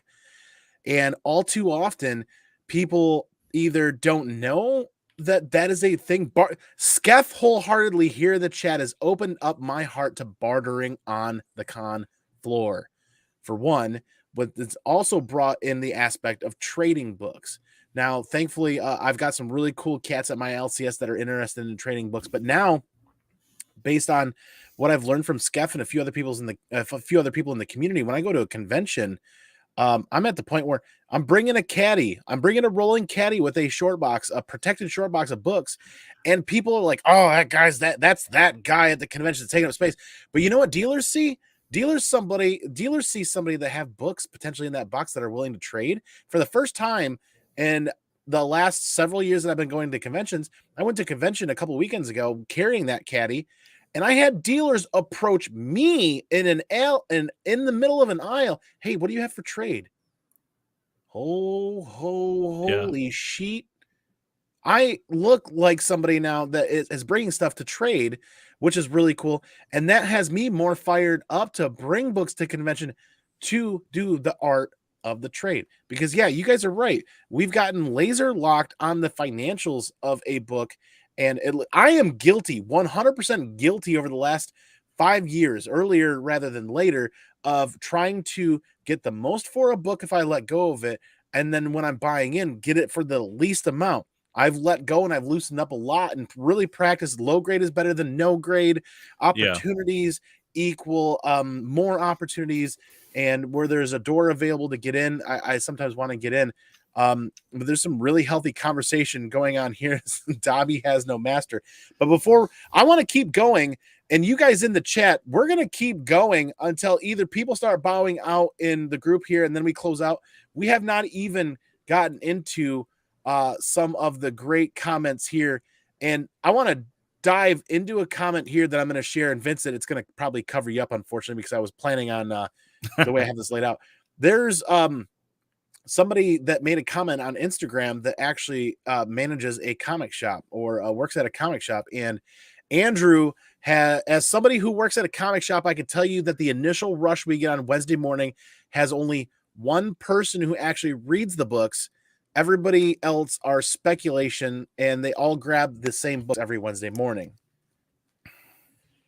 So we've, over the years, created a culture of Wednesday warriors where, like, when I was off on Wednesday mornings, I was going and buying and reading. Yeah, I'd throw a dash of speculation in there to pay cover price for something, but so that I don't have to pay $30 later on.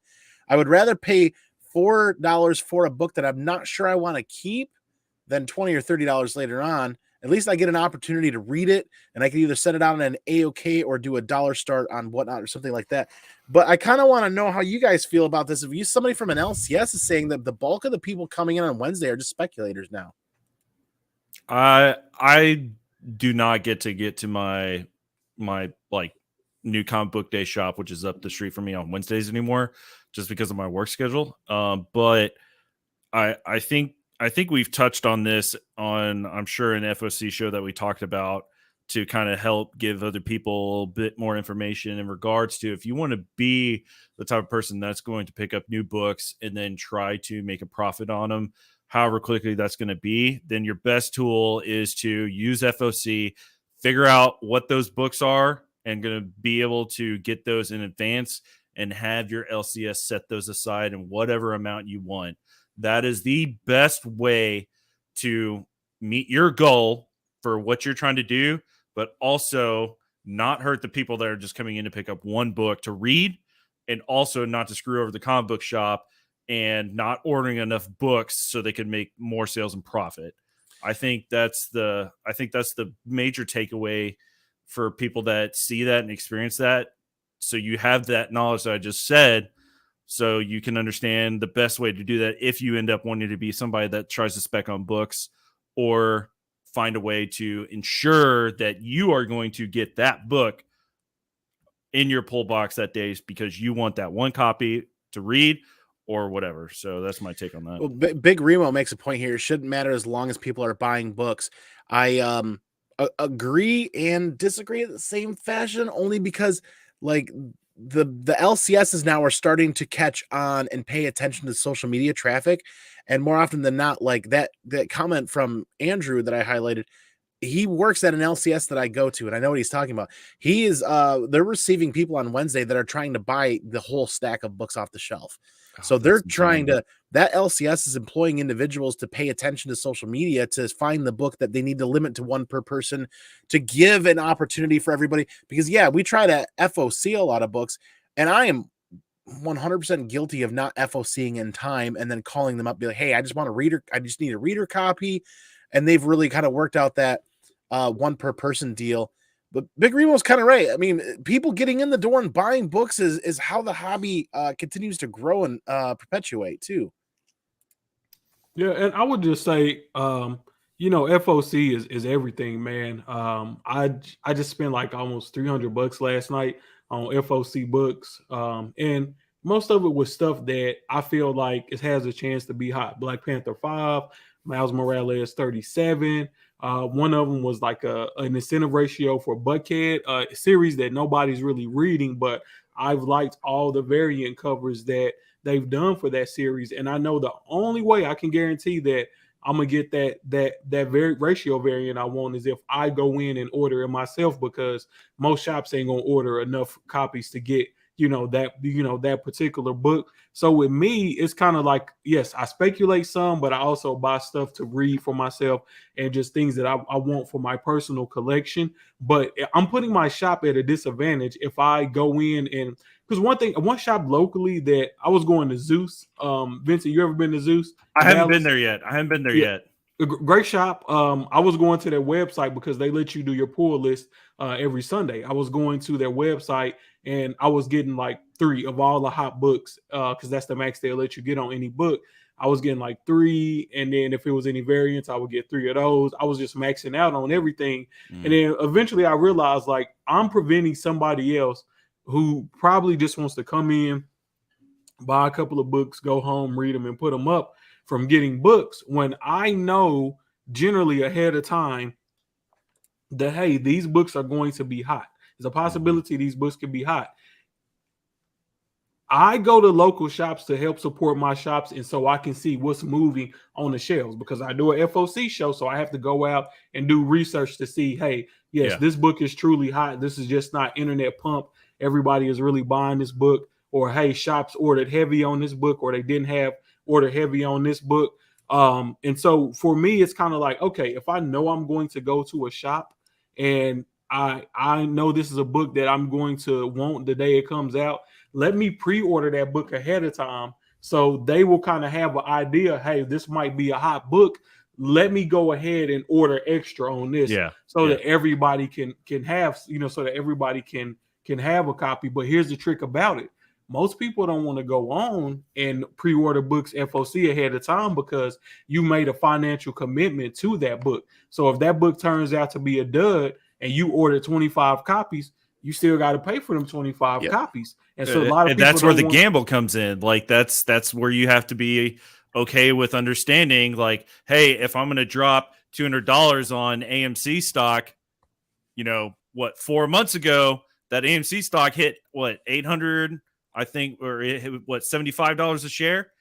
And now it's back down to like really low levels. I mean, it's the same thing. You order 25 copies of any hot book, like you said, and it doesn't hit. Guess what? You're stuck with 25 copies. You got to figure out what you're going to do with it. Yes, sir. You're 110% right about that.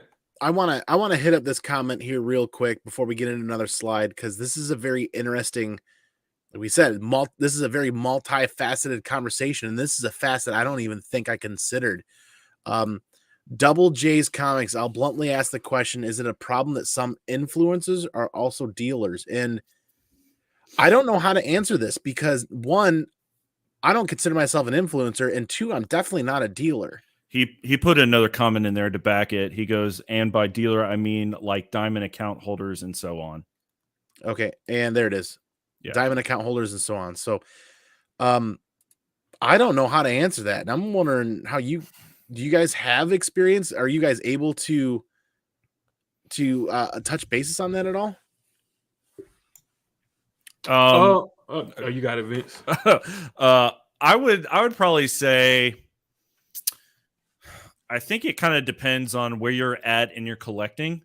Like if you're just starting out, or if you've been doing it for a hot minute and you've kind of figured the ropes out a little bit with what most people are putting out influencer wise on Instagram, or doing their YouTube shows and stuff like that. I would say in the beginning, certain content creators definitely help to spark interest in certain books, because I was trying to build my collection, and the thing that I had to realize was that I had to be picking, very picky and choosy based on what I could afford at that time. So you could say, yeah, they kind of influenced on that. And then now that my interests have changed and I've been in the game for a while, looking at some of the stuff that these content creators are putting out now and seeing what books they're promoting or saying top 10, top 20 off a Key Collector or whatever else, these books that they're putting out there are a lot bigger. So I don't know. I think it's kind of like in levels kind of thing. I think there's a little bit more to it, but I wouldn't say it's bad.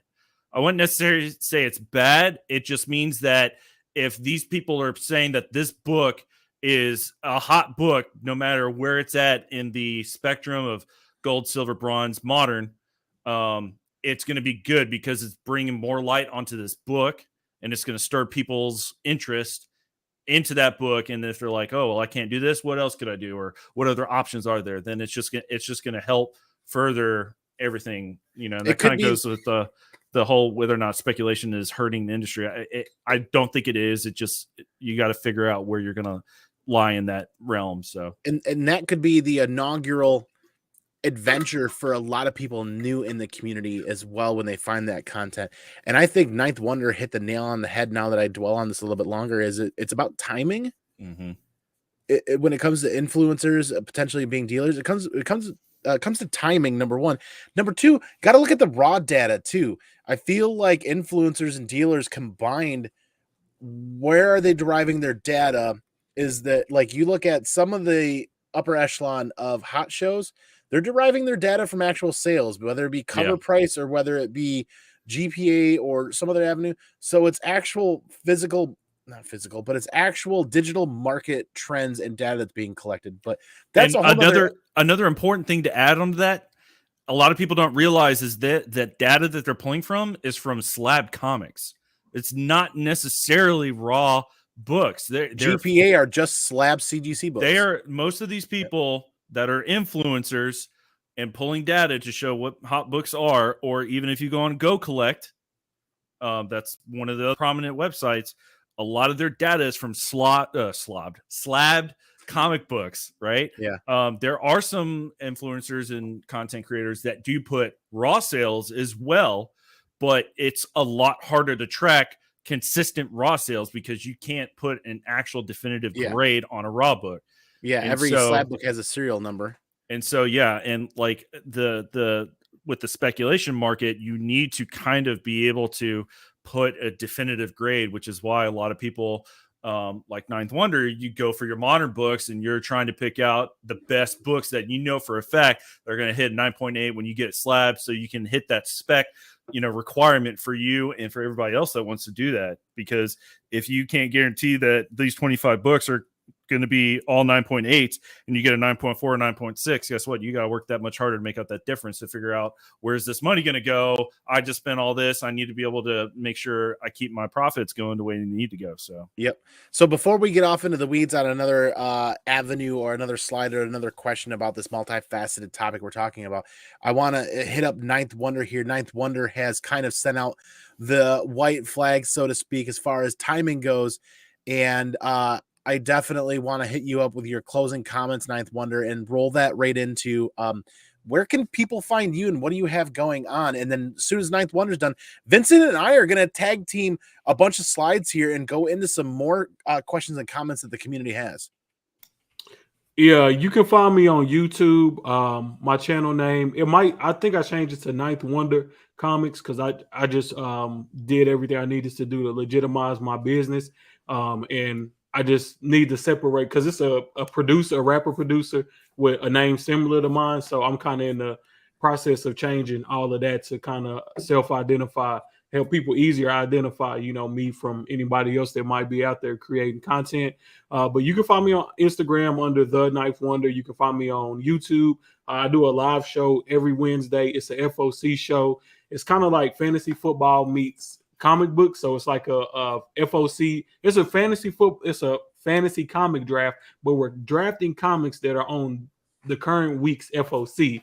That's so cool. It's a pretty fun show, and it's a great way if you don't know anything about ordering comics on FOC. It's a great way to kind of learn because the number one thing I believe in collecting is you should always put yourself on a budget. And this is going to help you, stay on a budget and realize, hey, I can't have every book that comes out. So you need to be able to make tough decisions about what to order and what not to order. Last night, I wanted to order more Black Panther and more Mal, so I wasn't able to get that beautiful Electra Jim Bartel 1/25 that I wanted. I say, well, you know what? I'm going to gamble and see if I can pick it up at one of my shops on the day of release because it's not within my budget to go ahead and pay for it in advance to know that that I will have it, or pay a set amount for it now and then have that book drop down in price on the release date. So like I said, my channel is very educational. It's not a lot of speculation. Hey, here's 10 hot books or anything like that. It's just trying to educate you guys and give you the best knowledge that you could possibly obtain, because I feel like I just got back into collecting 2 years ago. So my thoughts and ideas are fresh. They're not tainted. I don't have any recency bias. I don't have any, old grudges from years back saying why you should do modern versus gold. It's just all strictly informative, educational stuff. And even, if you're an older collector, I can probably show you a trick or two that you might not be, aware of. So that's just me, man. Just check me out. I got a lot of big things, coming up, a lot of big things in the work. So, well, don't forget, man, people can find you on the Whatnot app. Oh, as Whatnot, as well as YouTube. Andy is the person that turned me on to Whatnot. I was just kind of ignorant about the app in general, and honestly, discovering Whatnot was probably one of the best things to happen to me since the pandemic started, because that allowed me to be more financially free and using that app as a resource. And personally, my platform has grew a lot just by being on Whatnot, because I think it kind of gives people a chance to see, man, this guy walks it, like he talks it. And I don't think there's anybody out there that can say that I sold them a book, and if something happened to it on the way, that I didn't take, care of them And there's a lot of people who will tell you I've sold them. Now, whatnot, I do sell a lot on speculation, but it's a lot of people that will tell you I have sold them books, told them this is going to be a hot book. Just wait on it. And Well, there's literally, a difference. There's a difference when you start a hot book at $1 versus exactly. throwing it for $400 on eBay. Exactly. I let people make their own.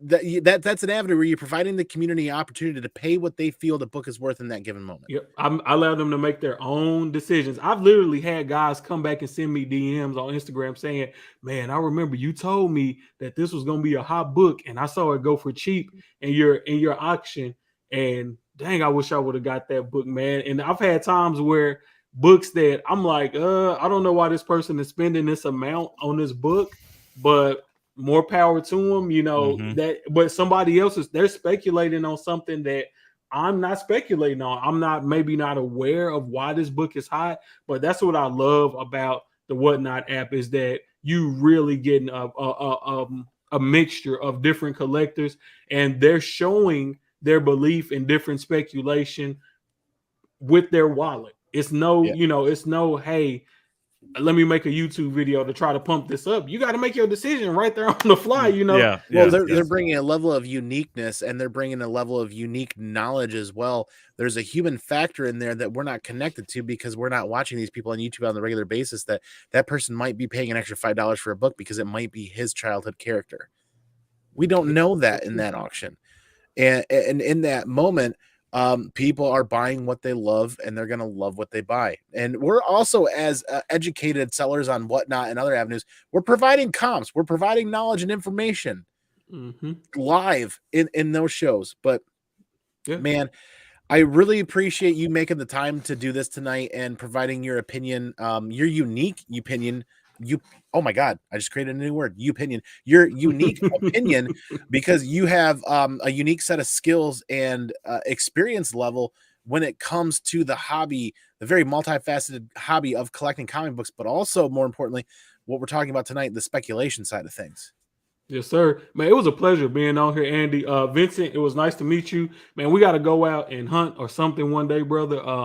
And tear Dallas up and pull some of them good back issues. Hell yeah, bro. One thing about being in Dallas, y'all, it's tons of comic shops. Yeah. Always cons and conventions. Like people, man, it's a lot of people jealous of Dallas collectors. Oh, we yeah. got it really good. We got it really good. We do. Here, man. And I'm planning on going to Dallas Fan Expo this year. And I think Skeff is actually going to be bringing his ass down here too. So be able to meet up with Andy, him. you need to come, man. Fan Expo is dope. It's huge. It's huge. It's huge. I gotta go to Lexington too coming up here. I need to get out and about and go to the cons, but everybody in the chat, don't go anywhere. Once Ninth Wonder's here, we're gonna get our second win, and we're gonna hit some really good tough questions. Fist bump me through the screen, fellas. Deuces. Boom. All right, y'all. Y'all have a good night. Thanks, man. Later. You too. So here we are. We're hitting round 2, and we're gonna keep going, Vincent, man. And by all means, when you gotta go, you gotta go. Bro, my bedtime is until 5 a.m. There are lots of great comments in the chat coming up here still, and lots of great comments to still hit up here. And I think what I'm going to do here is I'm going to post a slide with a question that I'd like you to run with, or a comment even that I'd like you to run with. And while you run with that, I'm going to start getting caught up on the chat here, and then we're going to keep going, because I want to tell you what, I asked the same question on Instagram, and the response was vastly different than what we're seeing in the live poll and in the chat. Not vastly different, but there's a bit of a difference. And I'm just going to kind of hit some of these up. I wish I could read them beforehand, but oops, nope, that's me. We don't want to go with me. You got things, comments as simple as Burke family, hashtag stay nasty, brother Burke. He says not at all. And then you get into my bargain comic says it depends on how killing is defined and the hobby is defined. That's kind of why his comment actually made me at the beginning of the show beforehand grab the iPad and pull up the definition of hobby and the definition of speculation and just kind of go over that a little bit. A bunch of petty stuff too. What someone else is doing or saying takes the fun out of it. And there's been several comments in the chat saying that petty comments and petty actions from other people in the community do take away from the fun. And I will all kind of agree on that sometimes things go further than we want them to. And I'm going to keep running down some of these that kind of don't require a lot of explanation, but are definitely worth pointing out. Is no, speculation is not shifty. Shady folks are.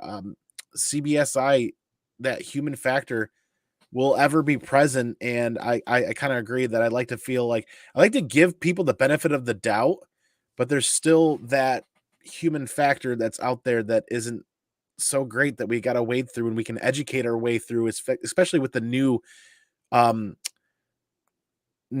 era of comic book collectors coming in. Swaggle House, but this was a really good question. What does ruining the hobby mean? Like, how do you define that? Swaggle House and I actually had a really good conversation on IG offside about this, or offside, or in direct messages. Sidebar. Yeah, a sidebar. We had a really good sidebar. Was what does it really mean to ruin the hobby? And Vincent, I want to know what you feel about this, because I feel like ruining the hobby. I use not great words to describe this, because I honestly think that we're seeing the hobby evolve. Yeah, I don't think your vernacular is something that needs to be dissected, whether or not you use this word or that word. I don't think there's anything wrong with it. And whenever I hopped in before I actually got on live with you and I made my poll and I read the question, is comic book speculating hurting the hobby? My initial response that I went to go for was no.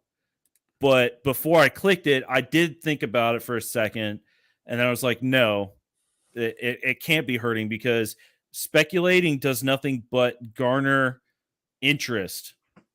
Like, that's what it does. It just garners interest, because at the core of what we do as comic book people that read all these ridiculous stories and tales and know all these characters and stuff, it's all about who is the strongest, or who is the richest, or who has the coolest tech, or whatever. And you have so many people that come into those conversations and they're like, no, Hulk is strongest. No, Thor is strongest. Well, why is Thor strongest? Because this. Or, if how do you know if you're worthy or not? Is an elevator worthy? If you put Mjolnir in an elevator, is it going to go up or is it going to go down? So like, speculation is not ruining the comic book community or hobby, because it just brings more attention and different sides of the coin to the hobby, and it gives people plenty of different avenues to be able to choose how they want to collect or not collect, or how they want to speculate or not speculate, or how they want to sell or not sell. So like, it's not about what verbiage you use or whatever. I think it's just it's not going to ruin the hobby. There's no way. There was a couple of great comments made by John's Comics with Kids and JP Budget Collects and a couple of other people earlier in the chat that were talking about the timing and the way speculation is being used on how it's negatively impacting the hobby. So I guess, man, wait till we get towards the end of the episode or end of the show here. You guys are going to, when we run this poll, you guys can see why this is such a difficult topic to talk about. We're not having a difficult time talking about it, but how difficult it is to answer a lot of these questions, and how there will be no answers to some of these questions, and how the opinion is going to be the focal point. Everybody's opinion will be the focal point, and how you handle that. There's still lots of great comments coming in, but we're going to continue taking a moment here to hit up some of these slides that we have prepared. I need some context on Vincent's bedtime being 5 a.m. Oh my God. Yeah. Bear Island. I put a comment response to that. So it can help you sleep better at night, knowing why my bedtime is 5 a.m. So basically Ryan kind of, this is kind of more the target. So basically speculation isn't ruining the hobby. Bad people are. So bad people choosing to do poor influencing or bad influencing and doing bad speculation, and that's kind of where we're looking at. Southern Geek, what's up, man? Good to see you. What up, Jason? We're gonna continue hitting some of these up here, because some of these we just need to hit and move on, right? Some of these we can dwell on a little bit, but Legion of Comics, I can see it from both angles. I lean more harmful than good. So that's kind of what a lot of people are feeling, or saying, what does that do for the story quality?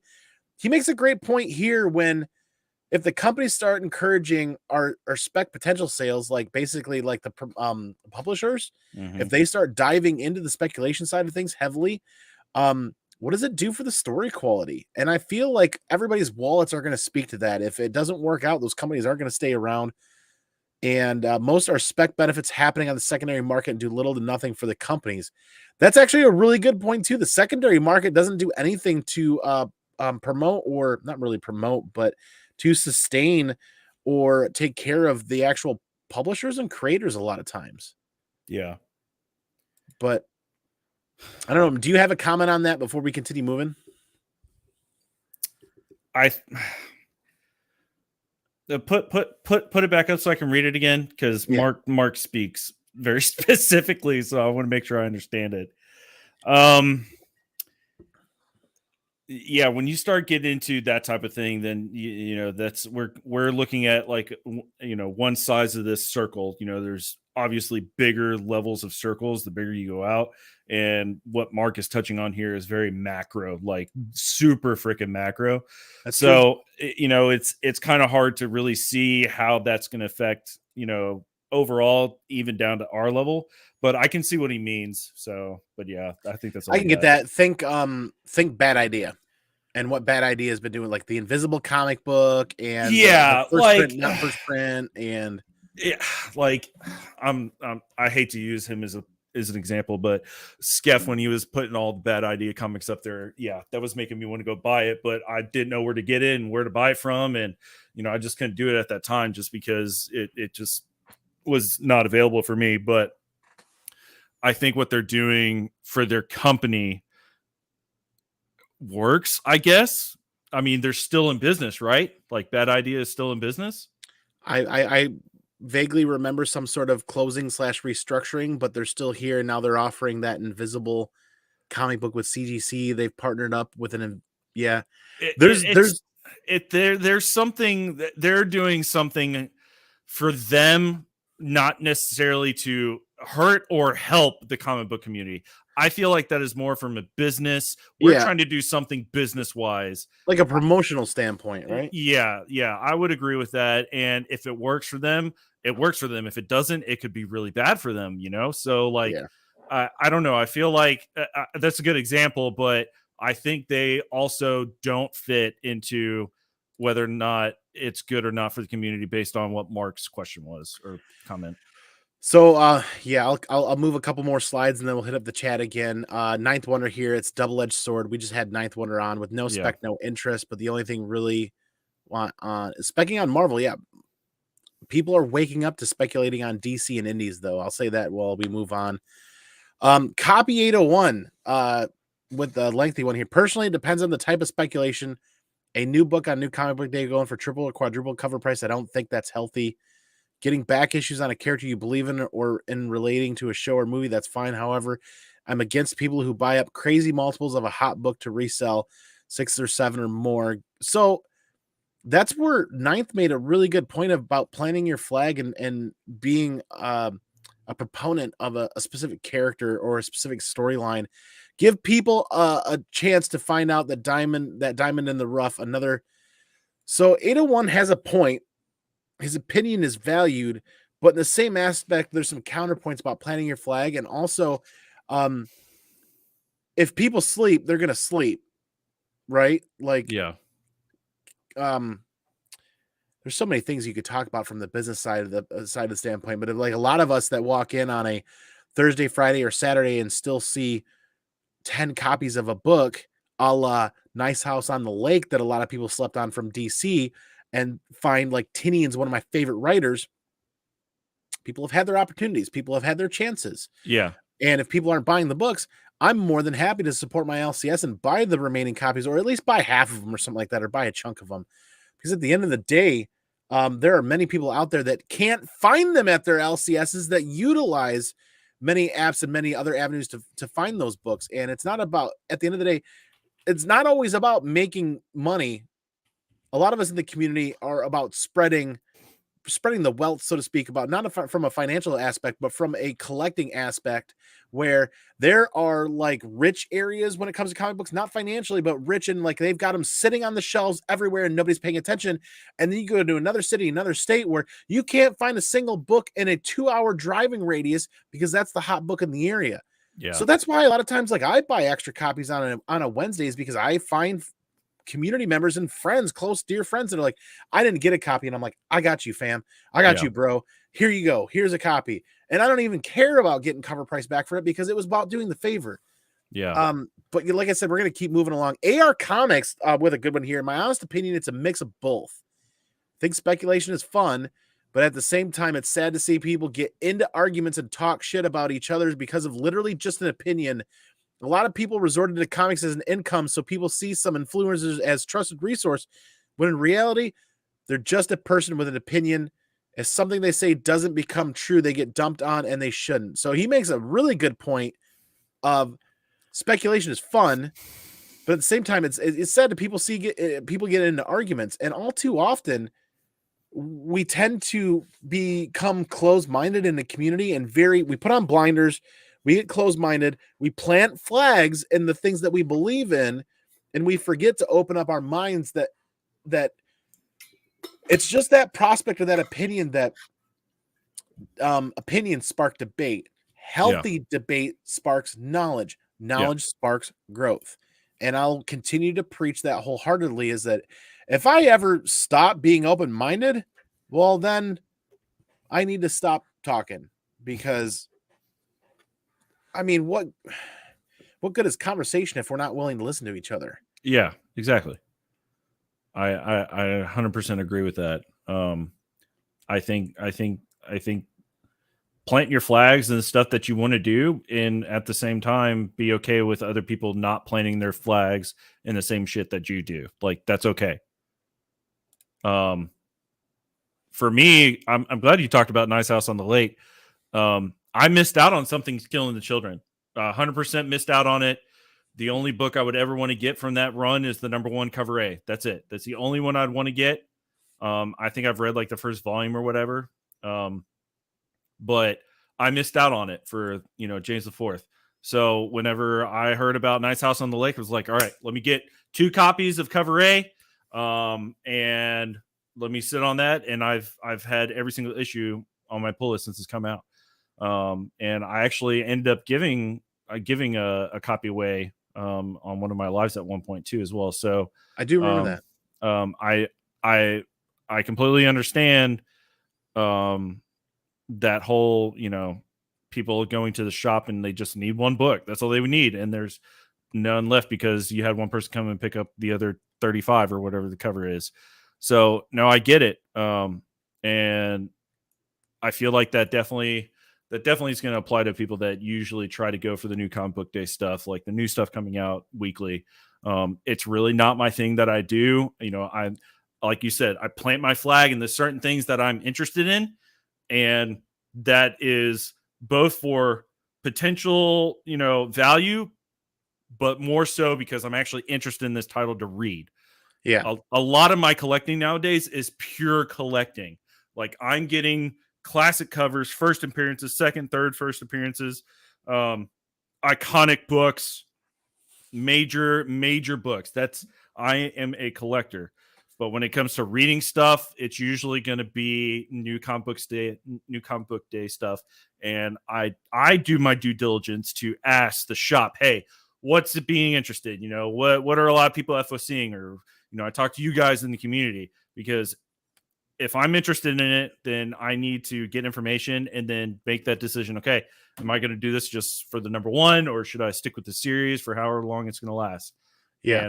And that's a level of spec that I'm at. And I know a lot of people do that, and I know a lot of people don't do that. So I think that's a really good point, where we as seasoned collectors need to help educate people going forward, that they're going to have to utilize FOC and some other avenues to get the books that they want, oftentimes for their reading pleasure, not just their investment or collecting pleasure now, but because there's so many different avenues there's so many subcategories of comic book collecting that just readers alone have to combat now, that we have to readers alone have to be a lot smarter buyers and collectors now than they ever have been.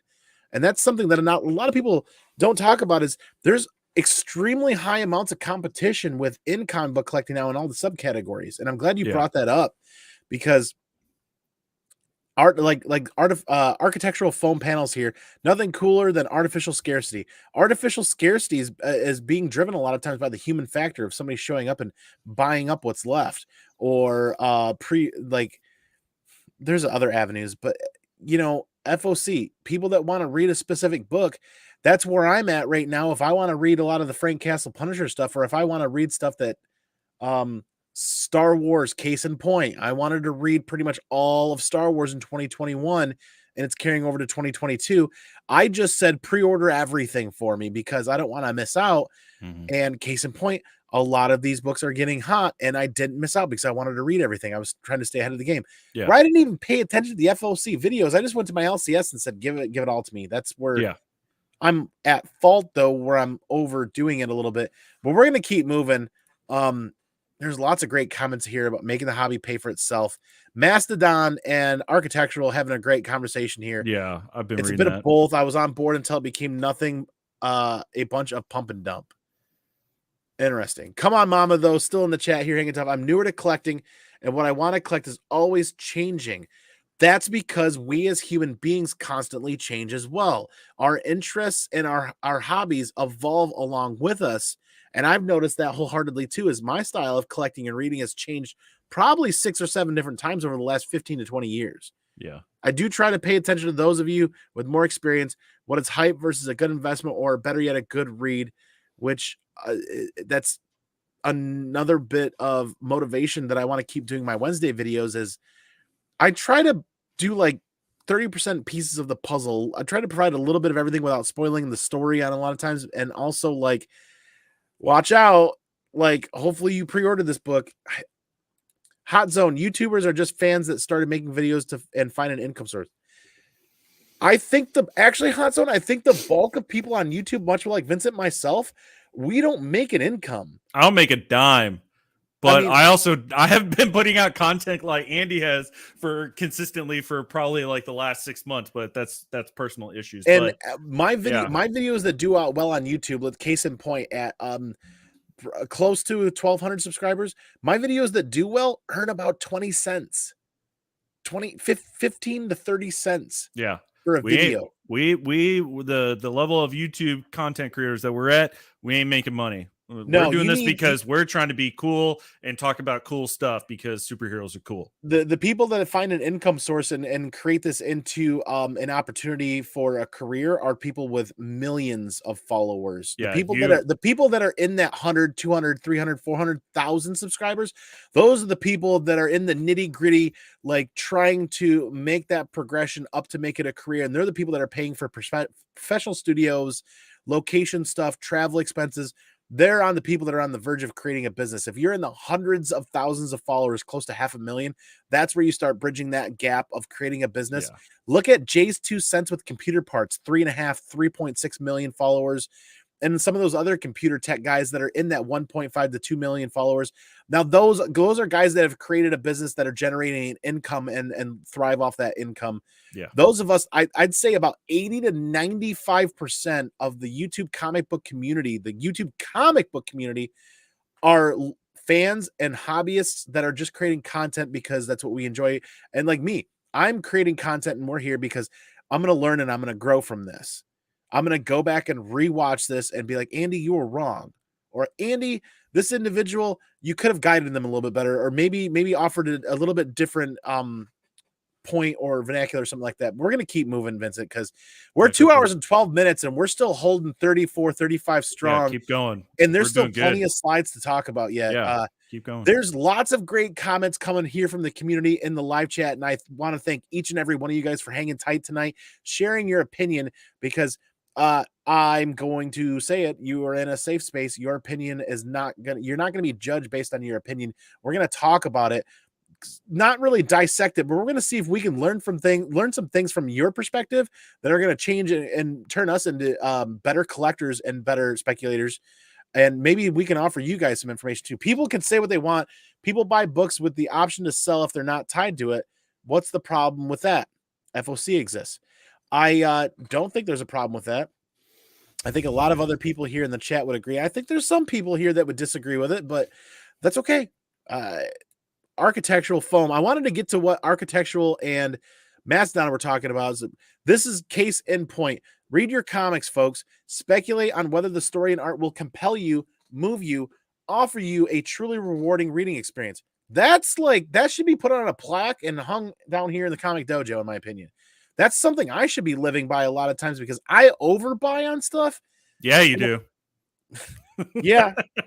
Yeah. I mean, like when I'm bringing 30, 40 books home a week, Yeah, that's a lot. telling myself dude. I'm going to read everything. I'm doing better, but I do You're need reading to cut back. 3/4, at least 3/4. I'm probably half. Okay, that's still good. This is still good.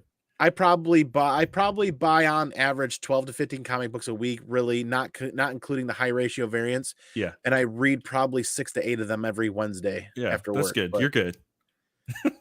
big debate in that regard is first appearance versus cameo. Yeah. Mastodon, buddy. Yeah, that's a debate that I don't think the community will ever find an answer or ever truly settle on, even though we have like guidelines or outlines on what dictates a first appearance versus a Yeah. cameo, and yet people will still go back and forth. Yeah, Hot that's always zone going to here. be there. It's going to be tough to catch up with the chat. I want to pay homage to each and every one of you guys that are putting in these great comments, but I also want to hit up some slides here. New collectors, I tell, just buy the series they want to read. Yeah. Most of my big books are just buying the new books I like. The next step is looking at the keys they want in their collection. That's actually really good. That's one way to do it. That's not Yeah. the only way, but that's one way to do it for sure. Yeah, let's hit up some more. Newbie with a good comment too. I think the people screaming you're ruining the hobby are really old school people who in the hobby or interest or part of life hate change and expect things to stay the same. Yeah, I will say that there are a portion of us out there that get stuck in our ways, and I'm one of them. I get stuck in my ways and I don't like change. I don't adapt well to change, which is why I like being here with the community. Is you guys help me change and help me realize some things. I hope Vincent kind of feels the same way too. And then the other half are people who miss out. In my opinion, that's what happens, or what I hear. Ultimately, everyone has the same 7 days to order FOC. We all have the same knowledge of shoes and movies coming out. We just can't get mad when people use those resources to their advantage. I don't think the hobby is ruined. Yeah, that's a really good perspective right there. Yeah, I think Newbie hit it on the nail, and Newbie is one of those guys that he does hot books for the week and stuff like that too as well. And he pulls up FOC and he goes through it just like I'm sure Ninth Wonder does.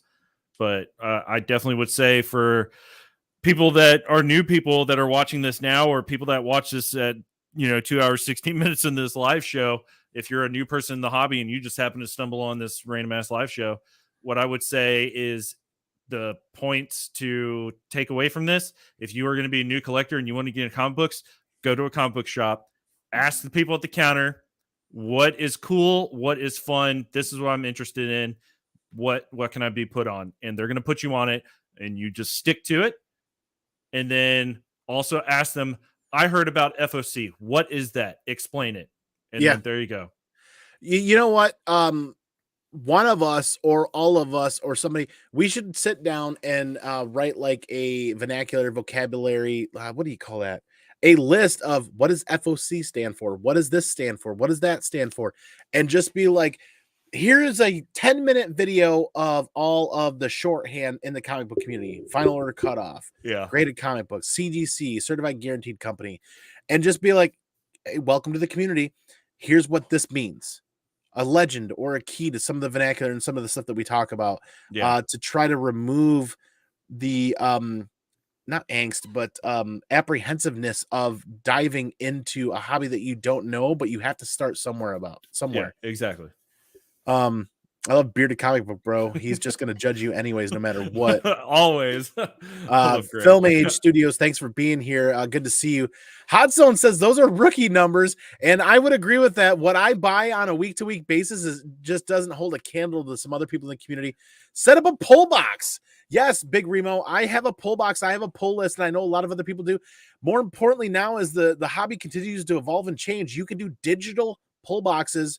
I know there are some LCSs that have websites where you can digitally work on that. And there's a lot of other people that don't have LCSs anywhere near them that use Midtown and some other avenues that have digital pull lists as well. You know what? Lucas from A Drunken Chat. Check out Mighty Mel V. Check out Lucas and check out It's Drunken Chat Son on YouTube. Lucas has a digital pull list avenue. And you guys need to, if you're people here are new to collecting and want a digital pull list, hit me up and I will send you guys Lucas's way to check him out. Lucas's is all about quality and customer care there. They do a great job as well. I want in on that video. Hey, Hot Zone, actually that's not a bad idea at all. You should hit me up or I'll try to hit you up. Let's meeting up with the other comic book community members to create content is something I want to work to do more of, because it's all about scheduling. Scheduling is kind of tough as well. But Josh, man, Andy, are you looking for glossary index? Yeah, that's kind of the terminology, the vernacular that I was looking for, is like a glossary or an index of what a lot of these terms mean. But yeah, absolutely. Glossary, yes. Vincent, man, a couple more slides, and then we're going to get ready here, probably close out before the 3-hour mark. There's still 30 people hanging out watching. Don't forget to vote on that poll. There's 71 volts. There's 71 votes in. Yeah. It's Monday is Mondaying so hard, and I'm going to kind of zip through some of these. Philly Phil, it's frustrating to see most people miss out on comics because the speculators bought all of the new spec books from the shelves right when LCS opened up on that day. So Philly Phil, I will say that we probably need to do better as a community to educate and train new people coming into the community, into the comic book collecting avenue, to set up pull lists and check out FOC stuff so that they're not missing out. They're ordering before the fact. Star Wars comic books. No, I understand if people want to collect new books and the week they're released, they're $50 because the spec market has driven the price up. I understand that, but your hobby is interconnected with supply versus demand. And he's right. Market economics. It's part of the hobby. If you want to just read, there is digital. If you want to collect and have those collectibles appreciate in value, there is a cost to that. That's also a really valid point, man. Yeah, that I would agree with that. that. Show on. Yeah, I would agree with that. Like, if you are the type of person that wants to read the books, like, honestly, if you're trying to read books that are coming out weekly and you're concerned about whether or not that's going to be there and available for you, then going digital is probably going to be your best book. And if you're also the type of person that wants to read, but you're looking for books that have already been previously put out, then trade paperbacks, omnibus is going to be your best bet to go. And you're going to have a lot easier time finding those stories that you're trying to read, because those are already set in price. You know, there's multiple volumes or whatever it is, and it's already going to have a designated price to it, unless you're getting into, like, you know, first gen omnibus and stuff like that. You know, just like with regular books, you know, actual books, you know, you have first editions and special editions and all that kind of stuff. You know, those are going to obviously have different dollar amounts. But if you are a true reader, comic book reader, and you don't want the hassle of whether or not that single issue is going to be out and you're okay with waiting, then and you're not okay with waiting, digital is going to be the way to go. So, yeah, I do like the digital avenue, and I got away from it from the last like 6, 7, 8 months, but I'm going to lean more heavily on digital over the next year as I cut back my pull list and start focusing on digital Comixology. Hoopla is another one that continues to be underutilized or underserviced, if you will, in the community. Women's Comics did a really good video on that continues to get good hits, but the larger community around isn't aware of Hoopla and how easy it is to find. All the amazing Star Wars reads are on Hoopla if you just get a library card and download the app. But Architectural says, I'm not an old head, just love the medium of comics. It's not rampant commodification and financialization. If you want to make money, either be born into wealth or become a stockbroker. Interesting. It's an interesting perspective because it's kind of a leapfrog game. If you start with $1, you got to turn that dollar into 5, and you got to turn that into 10. You've got to kind of have echelons or find a way to build that up. And whether that's in the stock market or whether that's in comic books or realty, homes and land, there's different avenues, and it doesn't have to be relegated into one area either. But that's a good perspective. Mastodon says, I was very hesitant to set up a pull list after my shop shut down suddenly. Ooh, it left everyone hanging in a bad taste in my mouth after towards the shop. I have one at my new shop, but I'm very cautious. So I mean, I guess yeah, like I take that for granted. I put all my eggs in one basket, so to speak, because the LCS in my town is a 30, 35, 40-year established LCS. I mean, long term on like a third generation family member. Like, it's not going anywhere. And the guy that owns it is, I guess I'm spoiled by this LCS. And You're because probably spoiled. this LCS is now, because of how well this LCS is run, it's created competition in the market in the area. So I have several other LCSs to choose from. A little bit of a drive distance, but I'm sorry that's happened to you, Mastodon, buddy. I would probably say open your pull box, because if you think about it, at the end of the day, the pull box is going to be new comic books coming out on Wednesdays. So the majority of potential, and the keyword is potential, high dollar spec that will lead to a good quick investment or long-term investment is low compared to if you had a pull box with a shop and you were having them hold on to higher value books that are closer to blue chip level to hold in your box, so you could wait for the next week till you get paid to go buy those books the week after. Yeah. I would say get your pull box with them, because most shops give you a discount, right? So if you have a pull box and you have a certain amount of titles, they'll give you some sort of discount. Yeah. And that being said, you're not financially on the hook until you're there. The shop door is open and you're picking up the books. I don't know about everybody else's LCSs, but my LCS, I don't have to pay for anything until that Wednesday. I could order $800 worth of books tomorrow, and I don't have to pay for them until I actually walk into the LCS and pick them up when they're there and available. So Yeah, there's that and a avenue lot of too. shops, they usually, I think most shops will give you about a month. That's what my shop does. Give you about a month, and it depends on how big your stack is getting to.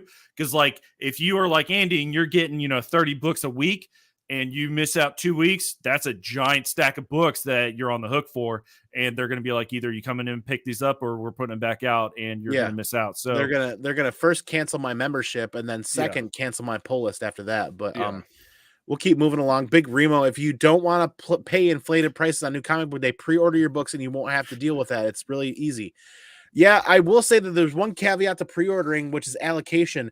I've pre-ordered several books in the past and never gotten them because the shop wasn't able to get them. Yeah. That's a real thing that happens too. So, and you just have to stay on top of it at that point, and that's where the knowledge and diligence comes from understanding how the comic book community works. And for new people, there's a learning curve. You're going to make mistakes, you're going to miss shit. So don't beat yourself up about it, because guess what? There's always going to be the next thing. So yeah, and Jeff Schultz is actually hitting the nail on the head here. I do feel like that comic book collecting is like the new avenue of penny stocks or affordable stocks, because you don't need to have an app. You don't need to have anything to get in at the ground level, and it's $2 or $3. And it's actually, if you think about it, it's a little bit more expensive than some stocks, but it's not as governed or as regulated. It's still it's still a hobby at its core value. yeah. Ryan, I use digital codes in Marvel books and read everything digitally. In fact, if the code doesn't work, I won't read it till it does work. Interesting. Yeah, and that's the diligence on your part, and unfortunately, a lot of people don't have that. So, like, it just takes discipline. It takes discipline to be able to know what you can do and what you can't do, and when you can and when you can't do it. Yeah, I don't feel like we're going to be able to hit all of the slides tonight, but I'm going to dip in here and look for a couple more once we get caught up on this. Andrew, you are spoiled. And yeah, this is Andrew from one of my local LCSs. Andrew is like the knight in shining armor, badass of badasses at the LCS. He personally pulls my books for my pull list, knows that I'm going to be there at the same time every week, and is generally hitting me up on text message to let me know when things get damaged and have to be sent back and things of that nature. So Andrew's really built a bridge customer service wise that continues to keep me coming back to that LCS. And At some point I got to stop and talk to the owner and let him know how amazing the customer service is that his team applies, or not applies, but his team provides. Yeah. He's not wrong. I am unfortunate. I am really spoiled when it comes to that LCS. They do a killer job. And Bearded Comic Bro says he's spoiled. I open a pull box when a store opened 10 minutes from you, and I'm grandfathered into its early 20% discount. I also have 7 other shops within a 20-minute drive. That's a lot of shops. That is a ton of shops. That is like next level right there. Yeah, it's kind of the same thing here in Dallas as well. And Ninth Wonder was not wrong about that. Like, I can literally count on one hand how many shops are within about the 20-30 minutes for me. So yeah. I am also lucky that I receive a 20% discount from my LCS for the membership. Like, they charge a $5 a year, a $10 a year membership, and you get 20% off of new comic book day books. So the membership pays for itself within the first week or two. But more importantly, I'm also really spoiled is the owner of that LCS and the manager and the people that work there. When ratio variants come in, a lot of times, granted, they're utilizing eBay, but they're doing severe discounts from what the eBay asking and selling prices are. I'm sure that depends on the book too, though, right? That depends on the book too. Gone are the days, though, that a ratio variant is being priced for ratio, to be honest with you.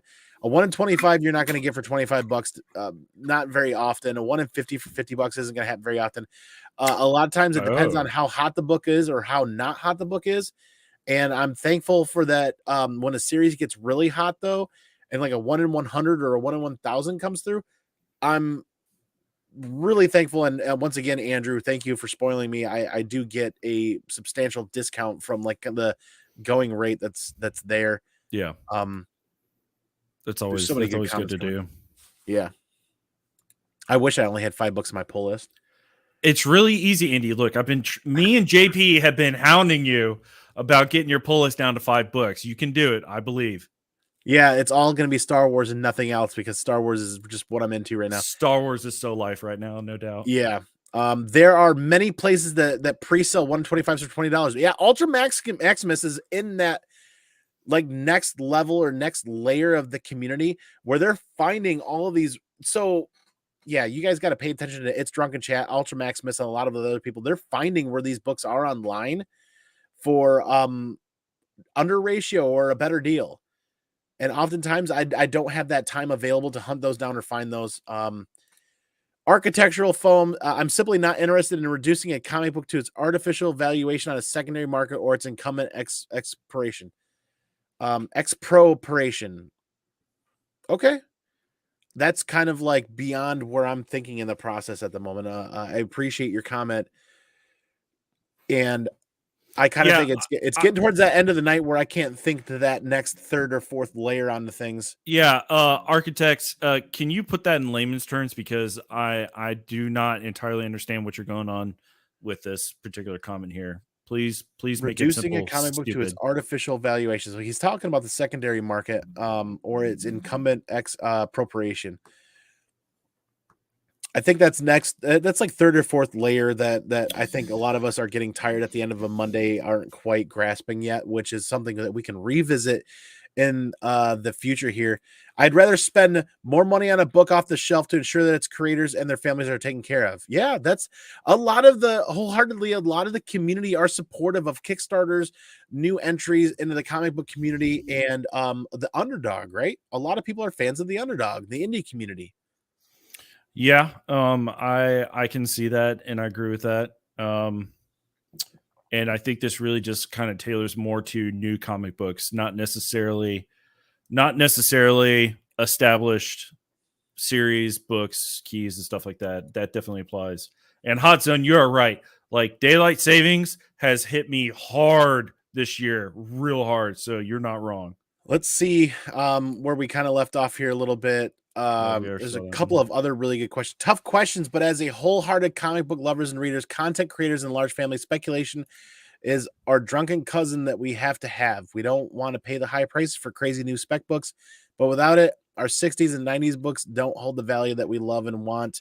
When we have emotional attachment to a series or book because of a childhood love, our relatability in a moment of time. So he's actually touching on a couple of the other things that we've touched around already a little bit, but here's one that I wanted to get into a little bit. Silver Age Modern says the elevated value of comics that are professionally graded and encapsulated and everything that comes with it is the worst thing going on in the hobby right now. Yeah, I disagree with that. There's nothing negative about preserving a comic book, because that's what the end goal is for grading, is to preserve the comic book and give it a definitive grade to show what the value can be worth based on a metric scale that has been developed. I think there are a lot of people, a lot of content creators out there, and a lot of people out there in the comic community that will disagree with you, because there are people out there that will buy slab comic books just to quote unquote free them, because they think their truest, the ultimate form and truest form of a comic book is to be free of grading and should be opened and read. There are I don't think I've ever met anybody like that. There's some YouTube channels out there that are like that have purchased comic books just to crack them out of slabs and free them. And you get both ends of the spectrum, right? Like a lot of people see value in grading comic books, and a lot of people see that they feel like there's a grading comic book is a detractor. But to say it's the worst thing going on in the hobby right now, I would disagree with Silver Age Modern in the fact that I don't think it's the worst thing going on in the hobby right now. I think we're seeing an evolution of the hobby, and you're seeing the hobby, the core of the hobby is still there, but you're seeing offshoots. You're seeing people that only collect graded books. You're seeing people that only collect raw books. You're seeing people that only collect runs. We're seeing offshoots of the hobby overall. Yeah, and Architects, he put in a comment here. He says, in response to what I said, that scale is artificial. Well, I hate to break it to you, but all forms of scales are artificial. Like time, how we measure time is artificial. Like there's no definitive way to do it. But what I mean in my comment, and based on what you were saying, Andy, the people that are, quote, I guess they're considering themselves purist comic book collectors by only having raw. I'm just assuming, I'm just putting it out there, but I feel like it's even worse to do that, because when you encapsulate it, you can actually store the comic better and safer. So you're like, there's too much, like the scale of grading the comic book is the secondary portion of getting a book graded and encapsulated. The primary purpose is to preserve the comic book, not just to try to keep it at whatever grade that they graded at, but to just flat out preserve the comic book so it doesn't incur any additional damage that would end up ruining the book further. And I think that's the people that you're talking about. I've never met any of these people, so like I feel like this is like the flat earth community right this here. Was the question that I posed here on YouTube is the same question that pretty much the same question I posed on Instagram, and invited people to share their thoughts. And I'm happy that people felt comfortable doing this, because the elevated value of comics that are professionally graded and encapsulators, everything that comes with it, is the worst thing in the hobby right now.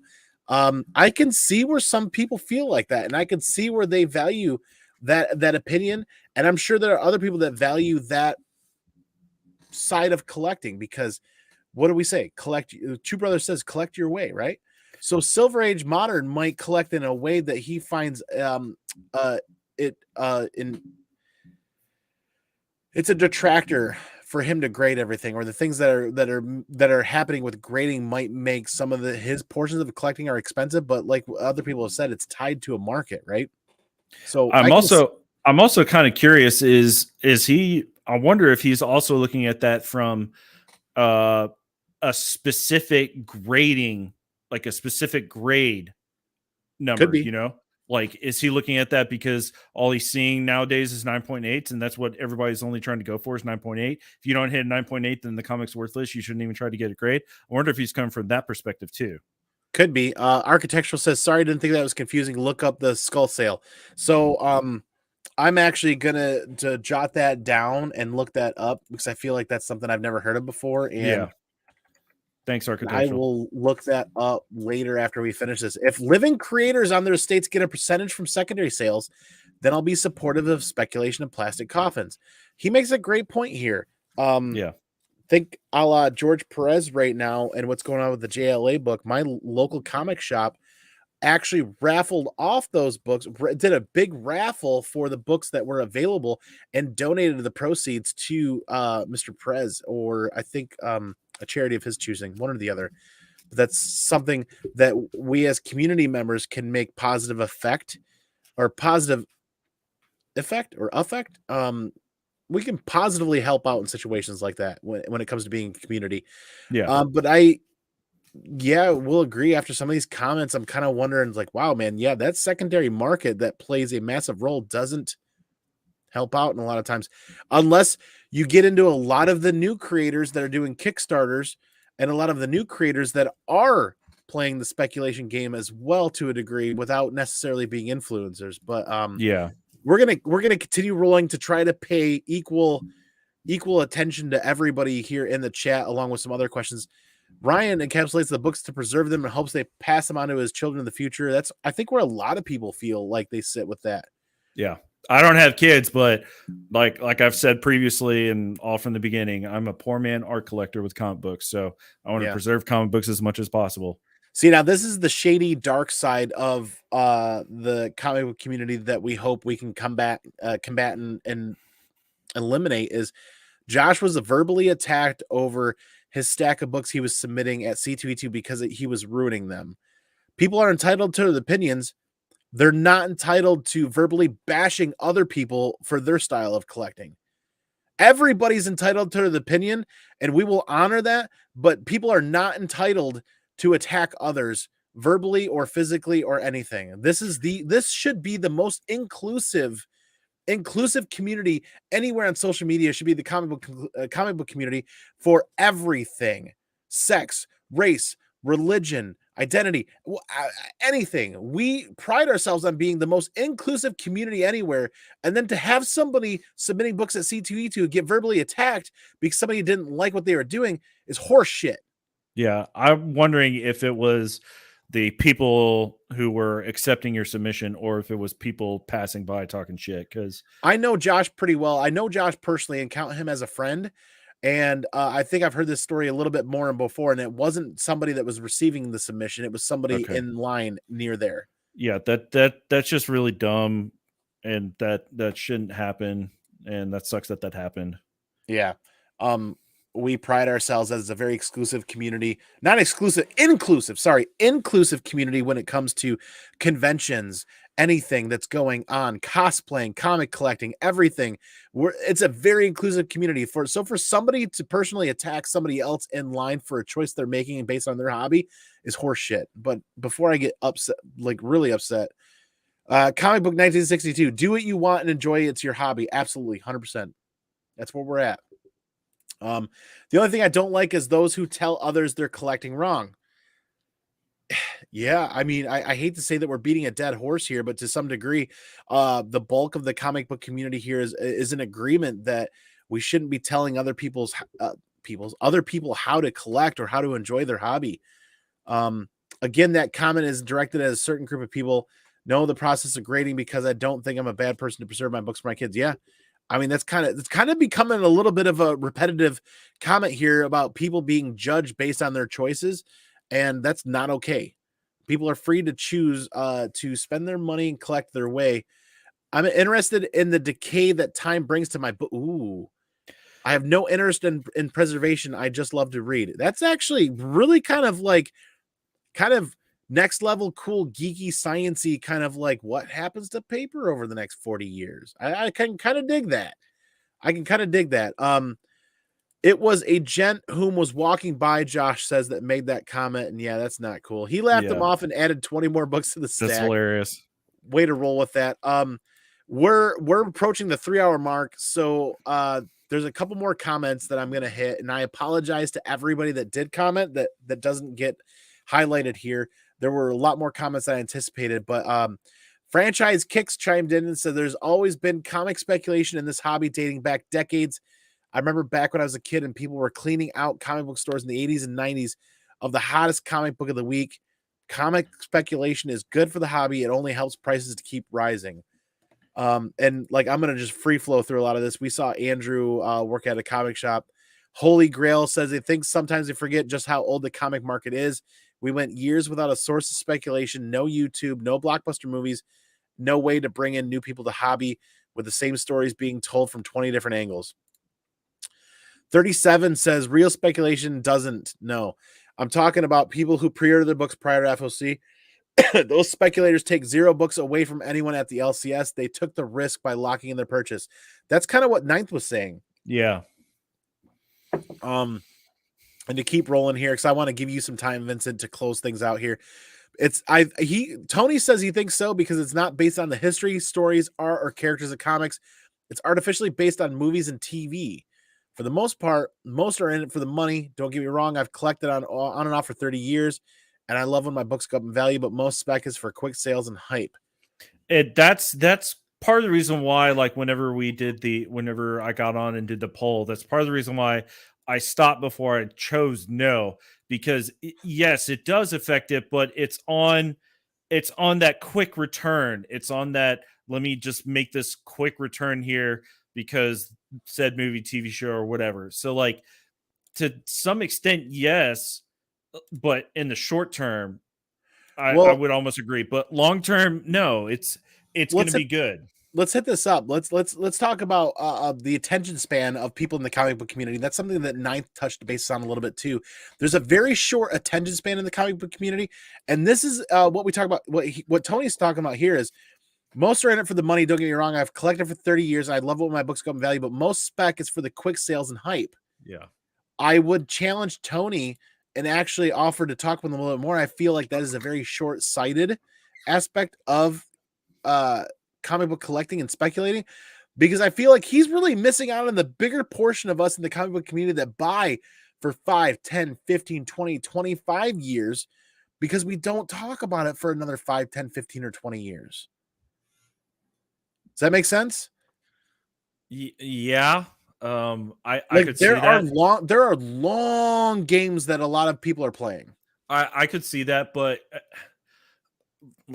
I still feel like it kind of goes back to even like a bit deeper, not issues, but relatability to like actual gambling, like stock market trading stuff. Like you have fix. Yeah, like you have the short-term sells and you have the long-term holds. Like, but they work, even though they work independently, they also work together as a whole. So, like, it's not overall, it's not negatively affecting the comic book collecting, hunting community.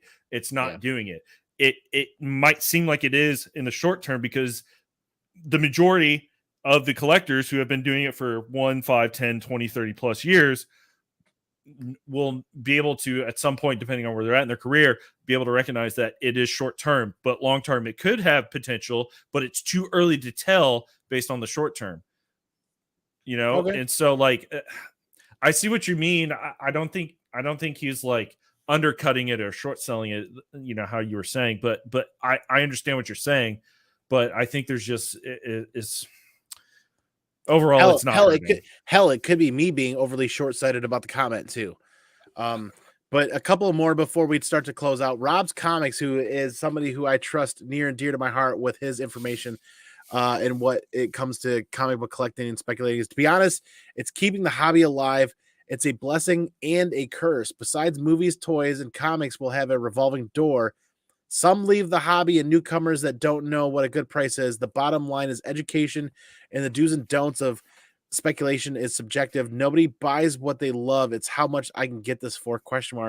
Will it be a wise investment? So that's where we kind of continue to preach, buy what you love and you love what you buy. But then also, if you're going to dab and mix in some of that speculation, but you apply buying what you love and loving what you buy and collecting your way, then you kind of get the best of both worlds.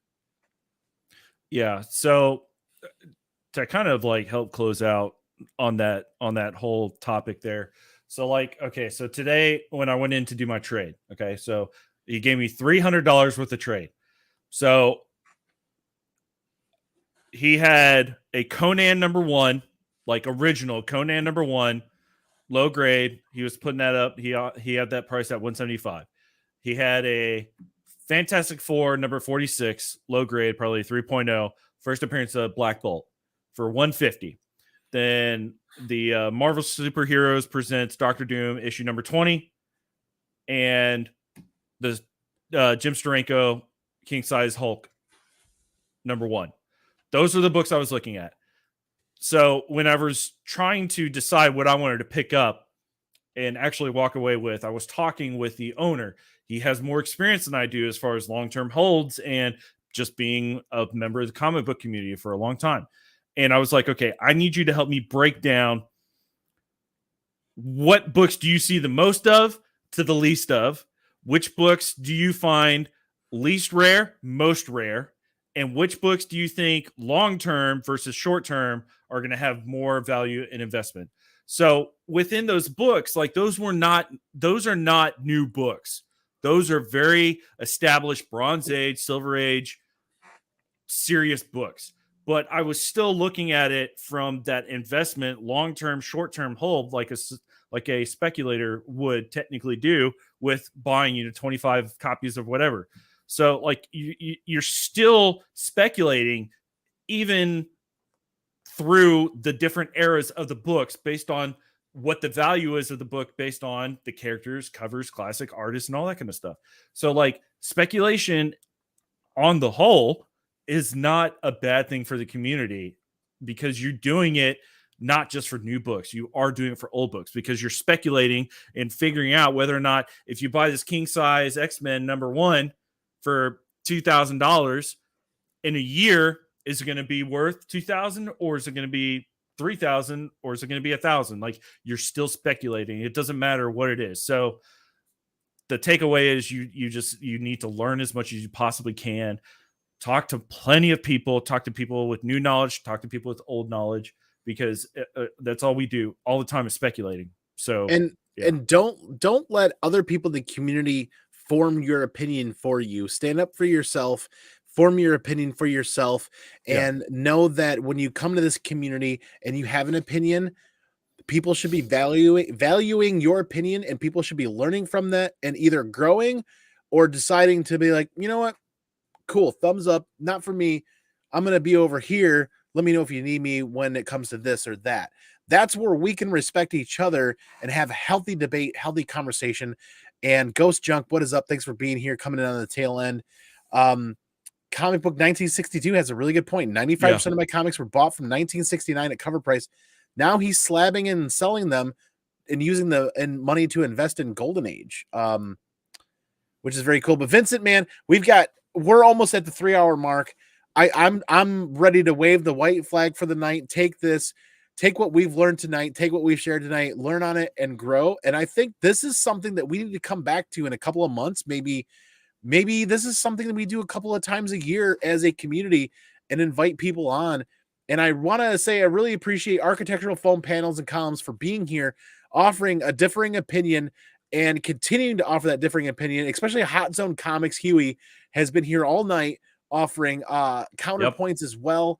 I appreciate each and everybody here that's offered counterpoints, because what we do as a community, we collect what we love and we love what we collect, right? Sometimes that puts us kind of in a pigeonhole or a rabbit hole of collecting, reading, and the same thing. And sometimes we gravitate towards groups of similarly minded people. And when we do that, we lose track or lose sight of unique and diverse opinions and collecting. And we don't want to pigeonhole ourselves into one mindset or one thought train, because then we stop growing and we stop learning. So I appreciate each and every person that's come in here that shared a counterpoint, especially Hot Zone and Architectural counterpoint, or kind of debated a little bit, because that's exactly how we're going to learn and grow and remember to help learn and grow new people coming into the community. So before you guys leave, let's check out this poll. We're going to end the poll, and you guys are going to be shocked at what this poll ends if you can't see the results. Once again here, while that poll ends, no doubt this was a thorough and measured conversation. Thanks for taking the topic seriously. Yeah, it's something to take seriously. And it's sometimes something to take like a little not seriously and kind of have some fun off the side topic discussions. But at the end of the day, it's about building, learning, and growing and moving forward so that we can educate the next generation of collectors as well. Great chat, guys. Thank you, Hot Zone. Zuni, good to see you, Vincent. Great show tonight, fellas. Yeah, we're not quite done. We're on the closeout here, but I don't want people to leave just yet. Night, fellas. This has been really interesting. Thank you, Come On Mama, for being here. That poll is finished. It won't let me highlight it on there, but is comic book speculation hurting the hobby? This is exactly how I thought this was going to end. I kind of put my eggs in this basket. It is split almost down the middle, with 53% saying no, 46% saying yes, with 76 votes. That's the most voted on poll that I've ever had running. So the community split, which leads me to believe that there's more room for discussion and more room for learning going forward. But that's incredible, Vincent, man. And I really appreciate your 2 hours of your night tonight. We're going to close this out right now. Where can people find you? What do you have going on next? And what's going on with your collection, man? Yeah. So you can find me on Instagram, Vincent McLean, the Comic Machine. I've been a lot more active on that recently, I would probably say. So hit me up on that. I do the Monday show, the Monday night Jibber Jabber. And I usually start that at 8. Andrew usually is an hour before me, but I didn't have any topics or a thumbnail made today, and his topic was way more interesting. So I hopped on that here tonight instead of doing my own show. But yeah, you can find me on Monday nights at 8 p.m. Central Time. So other than that, like I'm just on the hunt. I'm constantly on the hunt. I find myself buying bigger books more recently. And that's kind of where I'm at. So like I am the dude that has the smallest collection out there, but has got the biggest quality compared to a bunch of other people. So if you have questions or concerns or comments or whatever, hit me up on Instagram. Yeah, absolutely. Because it's about building the community, about growing, and about educating going forward. The mistakes that you've made in the past, we don't necessarily want to watch other people go through those mistakes as well. So we can try to help out. Wow. Coming up on 3 hours. I appreciate each and every person that has shared an opinion, has stopped by, has been a part of this, or at least watched this on the replay. If you're watching this on the replay, comment down below your opinion, how you feel on the topic as well.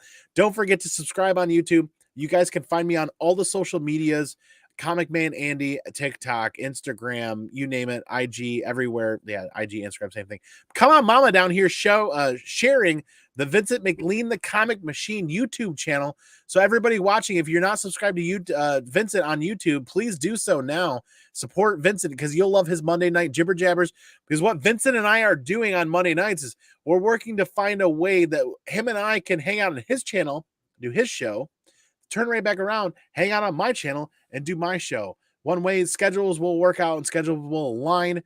But yeah, before we close out, we'll say goodbye to the chat. Good night, y'all. Great listen. Look forward to more of this. Yes, thank you for being here, Josh, man. Downright Nerdy, what's up, everybody? Just got off from work. Going to listen to this on your way home. Dude, Downright Nerdy, please share your opinion in the comments below on the replay. Your fellow Texan, we need to hang out soon, Vincent. Dude, yeah, you guys, I'm looking forward to seeing you guys hook up on a new comic book day or something like that and actually share some pictures on Instagram. That'd be really cool. Have a safe weekend, everybody. Once again, like I said, announcements. There will be a Friday Night Fire on Whatnot. Dollar starts. We're going to put something together, have some fun. We've had a great time bringing artists to Friday Night Fire to do, and that probably won't be this week, might be the week after. But yeah, it's been an awesome conversation. I thank you, everybody, for being a part of this in the chat. And it's time to wind down and call it Monday over with, because this connective tissue that is comic books is fantastic. But the most fantastic part each and every day, all day, are all of you showing up here in the chat and sharing your opinions and sharing your hot topics, but also going out and supporting the rest of the community members and building and growing there and educating the next generation coming into the comic book collecting. But at the end of the day, y'all know I'm going to peace out. I'm going to go pinkies out. I'm going to catch y'all on the flip side for the next one. But once again, the most important part all day, every day, be original. Take care of each other. Have a good night. See you on the flip side, everybody. Be excellent to each other. And party on, dudes.